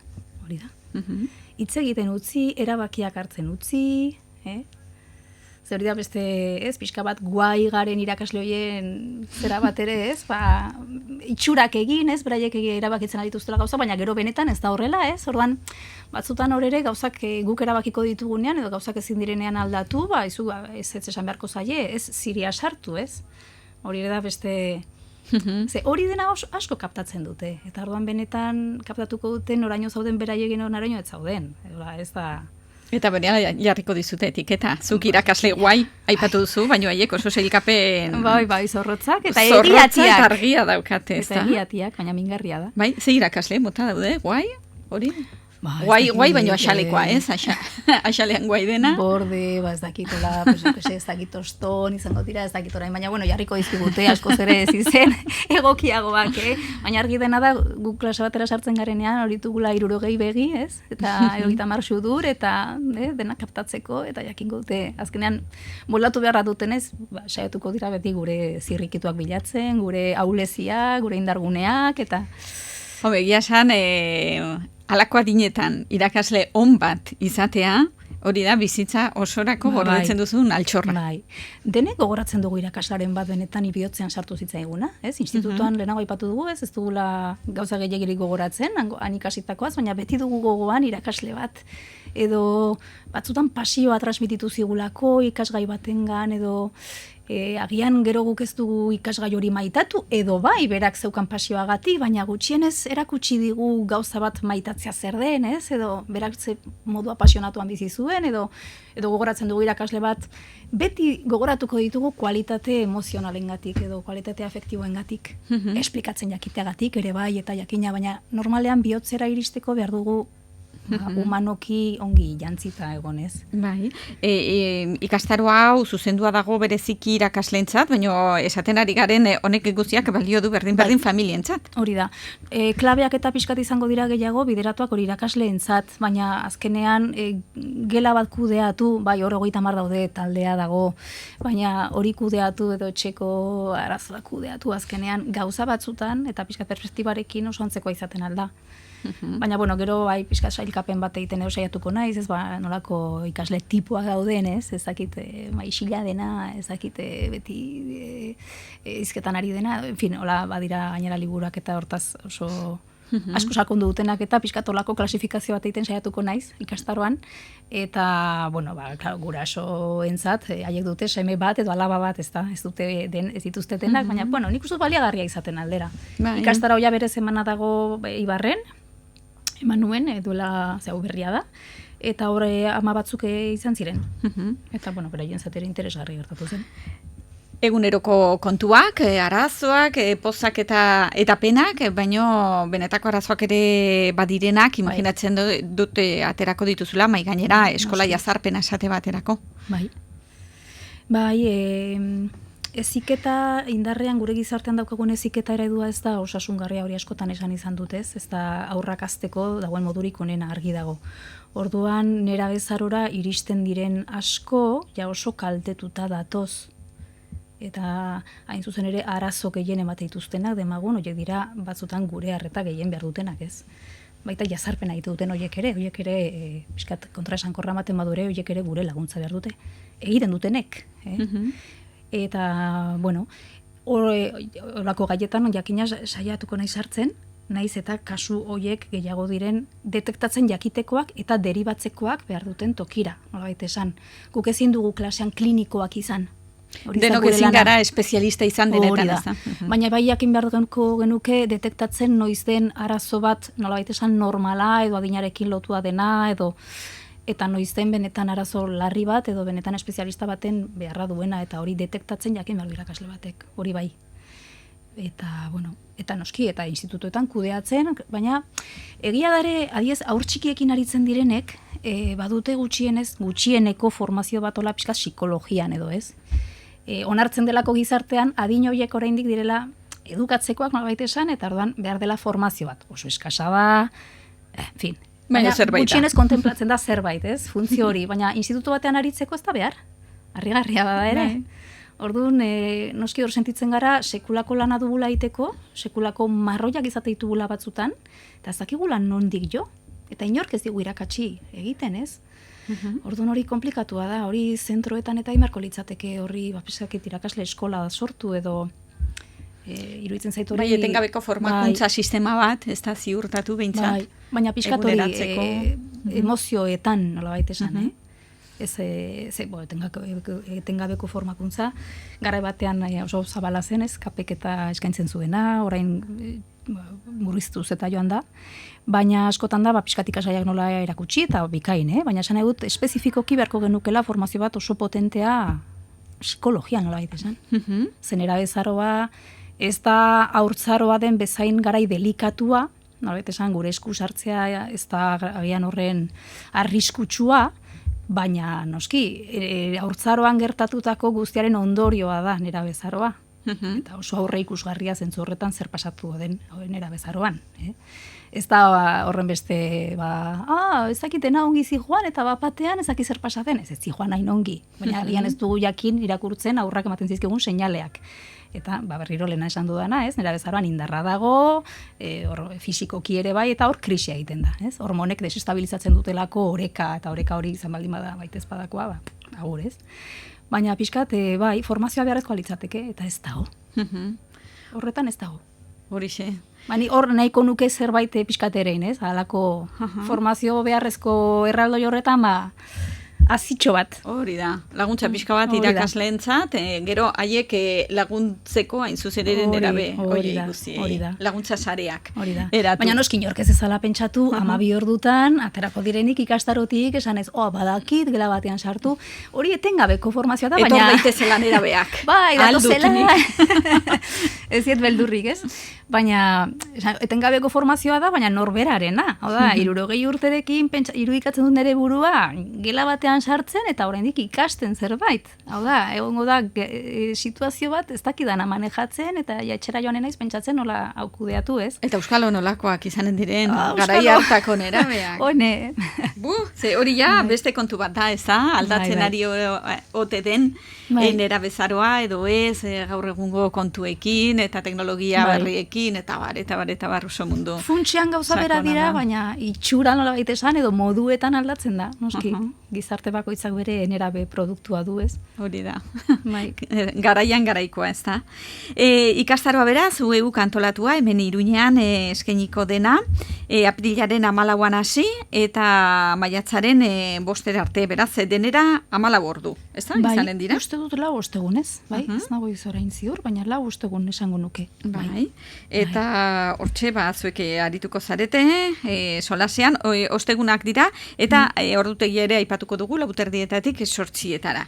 Horre UEUk hemen Iruñean duen egoitzan eskainiko da, Arrotxapean, eta Eusko Kultur egoitza horren barrenean.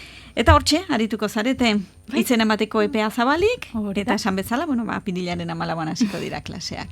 Ane hablan edo Larrion benetan eskerrik asko, gurera, etortzeagatik, gainera Baionan ari zara orain klaseak ematen, ez da? Eta joan da torrean zabiltza, eskertzen dizugu, bikoitza, urduan? Eskertzen dizuetzuei. Eta dena bikain. UEUren horren lagun izateagatik. Noski. Dena bikain joan dadila, bil eskerane. Esker. Auzolana gustatzen zaigulako, Metropoli Korala.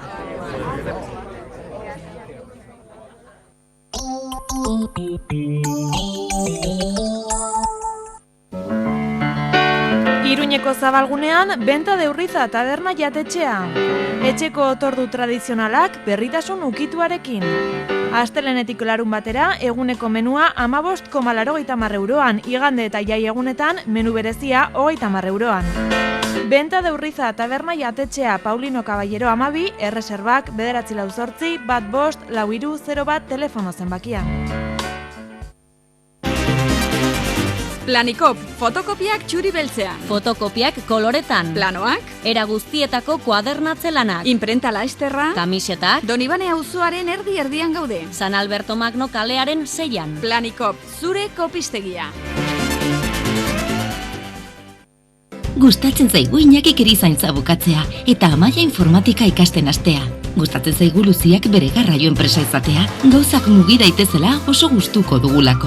Era berean, gustatzen zaigu Patxi kirola egiten jarraitzea, Pabloren proiektu berria bideonetik joatea eta Juanjo eta Palomaren taberna lagun honez betetzen jarraitzea. Nafarroako rural kutxan hemen bizitzea dugu gustuko, gure jendearengandik hurbil. Una camioneta gris. Atar Atarrabian, Manauto. Mekanika eta elektrizitatea, mantentzelan orokorra. Manauto. Errondoa 2, Atarrabia. 948-33-0303. Optika Joaquin Alforja. Orain aurrentzako ikusmen terapia euskaraz. Begi alferra, estrabismoa, arazo binokularra. Optika Joaquin Alforja. Orain aurrentzako ikusmen arazoak hobetzeko terapiak ere eskaintzen ditugu. Optika Joaquin Alforja, udaletxeko plaza bat, Iruñea. Arantzako herrian, Arantzako aterpea. Bortziretako arantza naturarekin bat, zure opor edo aixialdirako toki paregabea.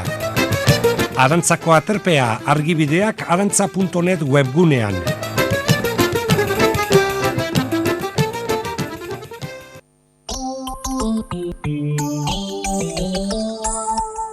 Metrópoli forala.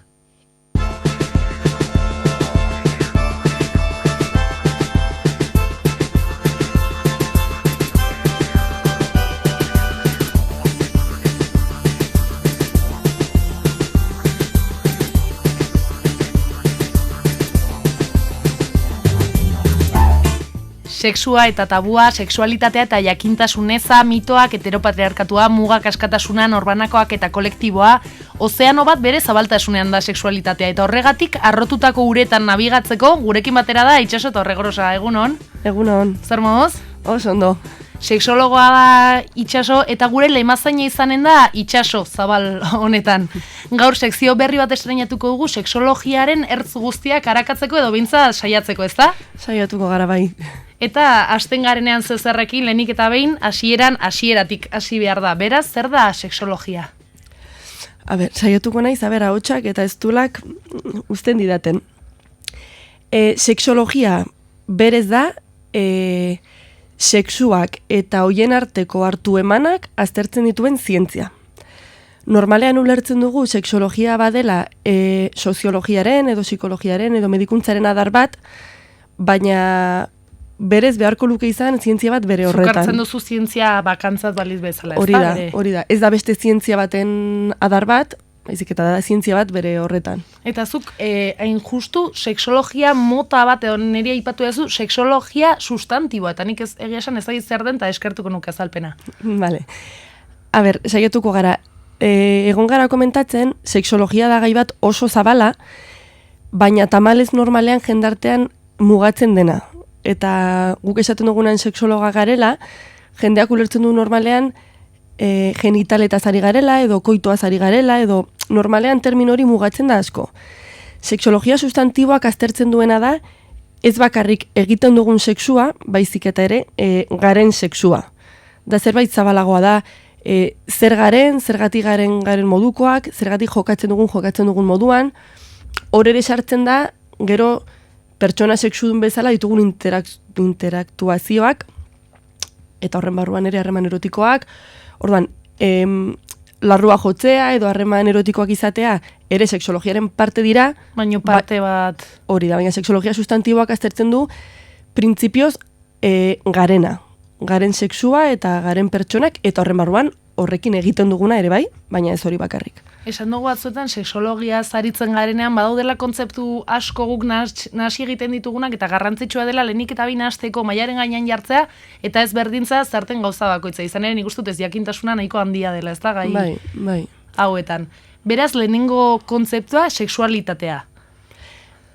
Lehen komentatu dugu, sexua dela gizon edo emakume garen, edo pertsona sexudun bezala nola bizi dugun gure burua, eta sexualitatea litzateke gizon edo emakume edo dena delakoa garen einean hori nola bizi dugun. Guk normalean eskoletan azaltzen duguna da pertsona eta pertsonalitate konparazioarekin. 11 pertsona dago eta bakoitzak badu bere pertsonalitate propioa. Sexu asko dago eta norberak badu pertsona sexudun izateko bere era propioa. Eta hori lotuta dago daukan sexuarekin? Printzipioz bai, da ni naizen honekin, ni nola bizi dudan. Izan gaitezke zu eta biak emakume, baina izango gara ezberdina 2000 askotan. Ez dago emakume edo gizon izateko modu bakarra, eta sexualitatea hain zuzena azaltzen duena da, norberak badituela bere gustuak, bere ohiturak, bere gizon edo emakume edo dena delakoa izateko modu bakarra. Oso, ongi, lehenengo kontzeptua lertuta, goazen salto egitera bigarren kontzeptura, sexua. Vale, sexua litzateke lehen komentatu duguna. Sexua da zer garen, sexualitatea da izate hori nola bizi dugun, nola ulertzen dugun gure burua eta nola kokatzen garen munduan horren arabera, eta gero sartuko gara amatoria edo erotika da gehiago, hori gero nola praktikara eramaten dugun edo horren arabera nola harremantzen garen besteekin.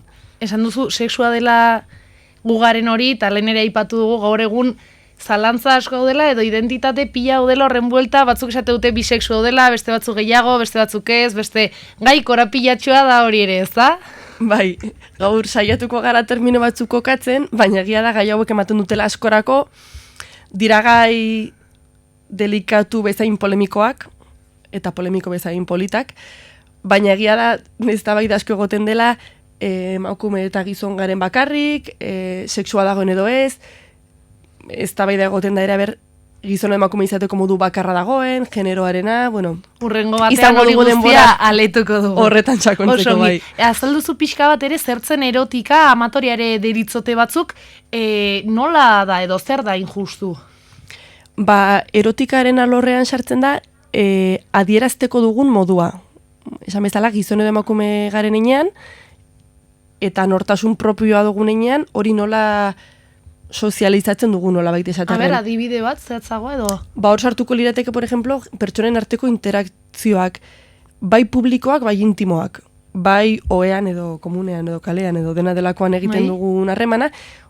Normalean, sexu harremana ditzen diogun horri, guretzako terminoa ez dago fongi erabilia, baina, pues, larrua jotzea litzateke, baina ere lagun artean, jendartean, nola harremantzen garen. Eta orain bota diazu beste kontzeptua sexu harremanak eta zer dira sexu harremanak? Izan ere hori bada termino labainkorra. Bai, normalen sexua ditzen diogu, guk erotika ditzen diogun honi. Hain zuzen, pertsonen arteko harremanei. Eten ido sexo, jendeak erabiltzen du esateko harreman erotikoak izan ditut. Eta normalean harreman koitaletaz ari gara hori esaten dugunean, gainera, murrizten dugu erendik gehiago. Koitozentrismoa ere hitz egingo dugu. Baina hori, normalean erabiltzen dugu sexu hitza, sexu praktiketaz aritzeko. Ondorioa da, gutxi gora bera gizartean pertsona normalok edo median erabiltza ditugula gaizki iaia termino haue guztiak. Ez? Bueno, gaizki, bai. Nazten ditugula denak. Bintzat seksologoek erabiltzen ditugu ezberdin. Hori da, bintzat zuen perspektibatik ikusia guk nazten ditugula iaia gehienak. Bai, normalean eskoletan haukokatzen dugu lehenengo gauza, jendeak uler dezan, dimentsio ezberdinak daudela honetan. Bestela sexua ditzen diogu denari, eta horregoten dira gaizki ulertuak zer den noean egotea, bueno, klaseetan ere termino asko nartzen da, baina nolakoa garen, zergatik garen modukoak, nola egiten dugun praktika, dena ditzen zaio sexua, eta hor sortzen da tutun revolutun pixka bat. Oso, ongita, sexologia zer den aletu dugu, definitu dugu, edo behintzat saiatu gara horretan, eta horren gakoa, zein da helburua, sexologiaren helburua zinote? Ba, ulertzea nolakoa garen eta zergatik garen horrelakoak, baina bilatzen dugu helburu nagusi bat. Eta dain zuzen, norberak ulertzea bere burua, onartzea bere burua, eta bizitzea anistasunetik bakoitza bere modura plazerra izatea den horrekin. Behin zure burua ulertu duzula eta onartu duzula, errezago izango da bizitzea zuzeu zaren moduan, eta hori da oinarria anistasunan handuan izateko. Helburuak dira hori norberak ezagutza bere burua, maitatzea, eta positiboki gozatzea. Eta non egiten duen lan sexologoak, izan ere aipatuzu hezkuntzan batetik eta zer bestelako lan egiten dituzue? Ba, normalean, bueno, edozein esparrutan egin dezakegu lan egia esan, figura hori oraindik ez dago oso zehaztua edo egituratua esparru askotan, poliki zorionez ari da esparru gehiago irabazten, batik bat egiten dugu lan hezkuntzan, asesorietan, aholkularitzan eta terapietan. Hezkuntza normalan egiten duguna da oinarri batzuk jarri helburu horiei begira, jendeak ulertzeko, nartzeko eta maitatzeko bere burua eta positiboki bizitzeko. Aholkularitzan egiten dugu gehiago, ja dudak daudenean saiatu hori dudak konpontzen, erantzunak ematen, helburu hori lortzeari begira. eta terapian normalean behin ja guk arazo ez diogu deitzen, baina zailtasun bat sortu denean, hori lantzea. Saiatzeko ere hori lantzen. Esan dugu, gai katramilatxua dela tertza askotarikoa, eta zer pasatzen da, itxaso zukadibez esaten duzunean, seksologa bezala lan egiten duzula, jendeak nola hartzen du? Arraro, eta normalean da gai bat sortzen duena desira edo inkietude puntu bat, morboa, ez da? Baina morbo ikuspegitik eta nik uste oraindik tamalez hartzen dela modu negatiboan. Ni ziur naiz jende askok pentsatzen duela edo bizio puntu bat dagoela, lehen esan bezala zentratzen da bakarrik praktikan, hori da, eta ordan jendeari ziur naiz burura etortzen zaiola edo mamada bat, edo gauza oso zehatzak, eta normalean lizunkeriari baina modu negatiboan. Eta zuk ordea, eta hau agien galdea pertsonala, nola erabaki zenuen seksologoa izatea? Nola okurritu ez izun derrepente, hau ikasiko dut? Ikusten nuelako utxune pila bat, jendartean, ni beti izan oso irekia hontaz hitz egiteko, eta ikusten nuen ni neu ere, ez genuela hezkuntza sexual ona jaso, duda pila bat genituela, ez zela horretaz hitz egiten, gero komunikazio asko gustatzen zait, eta harremanena, eta lagun batek ikasi zuen, azaldu zidan, eta esan nuen. Gainera saiatzen gara gaia positibizatzen, izan ere beti eskoletan eta zentratzen da, beldurretik, gaixotasunetatik, tabuetatik. Zuek plazerretik edo deitu nahi diozue gaiari. Hori da, saiatzen gara heltzen, positibotik, disfrutetik eta gozamenetik eta ez horren beste beldurretatik. Osongi, guk ere gozatu dugu zurekin, Itxaso Torregrosa seksologoa, sekzio berri bati ekin dio, seksologiaren ertzak azaldu izkigu, eta nik uste dut gaur lehenengo aldi izateko eta kontzeptu batzuk mailaren gainean jartzeko ederki asko egin duzula. Eskerrik asko, saiatu gara. Zuri etortzagatik, aio. Mil esker. Entzule bikainak ditugulako Metropoli totala. Bibazue. Gora! Beti esan da, bizitzan garrantzitsua dela behar bezalako funtsa izatea. Horregatik, Nafarroako Rural Kutxan sorta zabala dugu inbertsio funtsetan, zure aurrezkien errentagarritasuna hobetzeko. Gu guztia arduratuko gara zuk nahi baduzu. Zure inbertsioa kudeatzetik, zure beharretara hobekien egokitzen den funtsa aholkatzeraino. Zatoz Nafarroako Rural Kutxara. Badabil. Vulcanizados Felix vulkanizatzelanak, neumatiko, neopreno eta txalupen konpoketa, olio aldaketa, gurpilen salmenta, Vulcanizados Felix vulkanizatzelanak, San Salvador bi, Borlata. Iruñetik gertu eta eskualde zeharo euskaldunean, Maizpide, Lazkauko euskaltegi barnetegia. Urritik eta urtarriletik aurrera, euskaraz bizi giro lasai eta atseginean. Ikasturte osoa edo hilabeteko egonaldiak. Maizpide euskaltegi barnetegia. Aurten, familia euskaldunetan egoteko aukera. Bakarkako ikastaroak eta larun batetan 4 orduko ikastaroak. Maizpide euskaltegi barnetegia. Argibideak 943 888 992 3 zenbakian. Eta errepara ikastaroen prezioei. Maizpide euskaltegi barnetegia.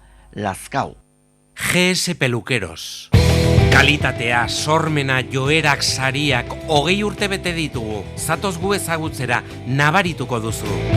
Sarriguren arrotxapea eta iturraman gaude. GS Peluqueros, Nafarroako goi mailako ilea painketa. Guztion eskura, nabarituko dute. Aste santuan, zatoz uarteko izotz jauregira. Gozatu irristaketan Nafarroan den izotz pista bakarrean eta primeran pasako duzu. Izena eman gure ikastaro trinkoetan eta ikusiko duzu zer erreza den izotz gainean patinatzea. Ezagutu hokeia eta irristaketa artistikoa harrituko zara. Uarteko izotz jauregia itaroaren ondoan gaude. Informazio gehiago 948 33 76 51 telefono zenbakia. Iruñeko zabalgunean, benta de urriza taberna jatetxea. Etxeko otordu tradizionalak berritasun ukituarekin. Astelenetik larun batera, eguneko menua 15,80 euroan, igande eta jai egunetan, menu berezia 30 euroan. Benta de urriza taberna jatetxea Paulino Caballero 12, erreserbak 948 15 43 01 telefono zenbakia. Optika Joaquín Alforja. Orain aurrentzako ikusmen terapia euskaraz. Begi alferra, estrabismoa, arazo binokularra. Optika Joaquín Alforja. Orain aurrentzako ikusmen arazoak hobetzeko terapiak ere eskaintzen ditugu. Optika Joaquin Alforja, udaletxeko plaza bat, Iruña. Munduan zehar ibiltzen gara gustuko duzun opari hori eskura jartzeko. Hitu opari denda, zure ametxetako guzti-guzia. Hitu, Merkader Eskalea, Iruña.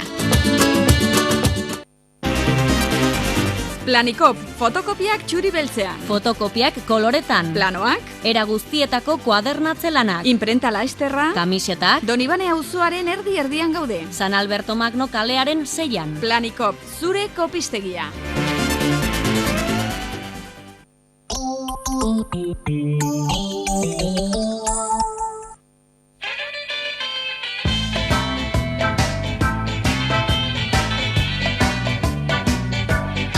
Onaino gure gaurko Metropoli Forala saioa, orain asmoa genuen Iturrama Institutura joatea, hain zuzen ere antxe, aste honetan kultura astea ospatzen ari dira, Iturrama Institutua Sahararekin izenekoa. Horre proiektu bat egin zuten eta proiektu horrek egoratu Vicente Ferrer Fundazioaren saria irabazi zuen duela gutxi. Orain bada, aste honetan, gaur bihar eta etzi, hainbat ekitaldi, itzaldi eta beste, eginen dituzte Iturrama Institutuan gai hauen inguruan. Gaur esate baterako goizeko 9:00 bazuten hor itzaldi bat, eta bertan Sahararen aldeko batzordeko hainbat ekidek hartu dute hitza. Eta horre entzulen artean, Iturramako institutoko ez gain parlamentuko hainbat kide alderdi politiko guztietako ordezkariak baziren. Hori goizeko 9:00, gero 10:00 bazuten beste hitzordu bat, hitzaldia amaitutakoan, eta dastaketa bat egin behar zuten, bertan horretarako jarritako jaima batean, jaima gelan, eta anasek hain zuzen ere utzitako jaima dagoen gelan zehazki. Eta hor arituko direla, atea hartzen imaginatzen dugu, beste momentu batean saiatuko gara haiekin hitz egiten, gure albistegietan izanen duzue horren berri. Eta esan bezala, gu orain bagoaz, minutu eskasa, goizeko 11:00, eta goratu gure urrengo hitzordua hementsi izanen dela Euskal Herri Irratian eguerdian, ordu bat aterdietan hementsi izanen gaituzue egun honetako notizia guziekin. Eta horixe izanen da, eginen duguna bien bitartean izan ongi. Agur!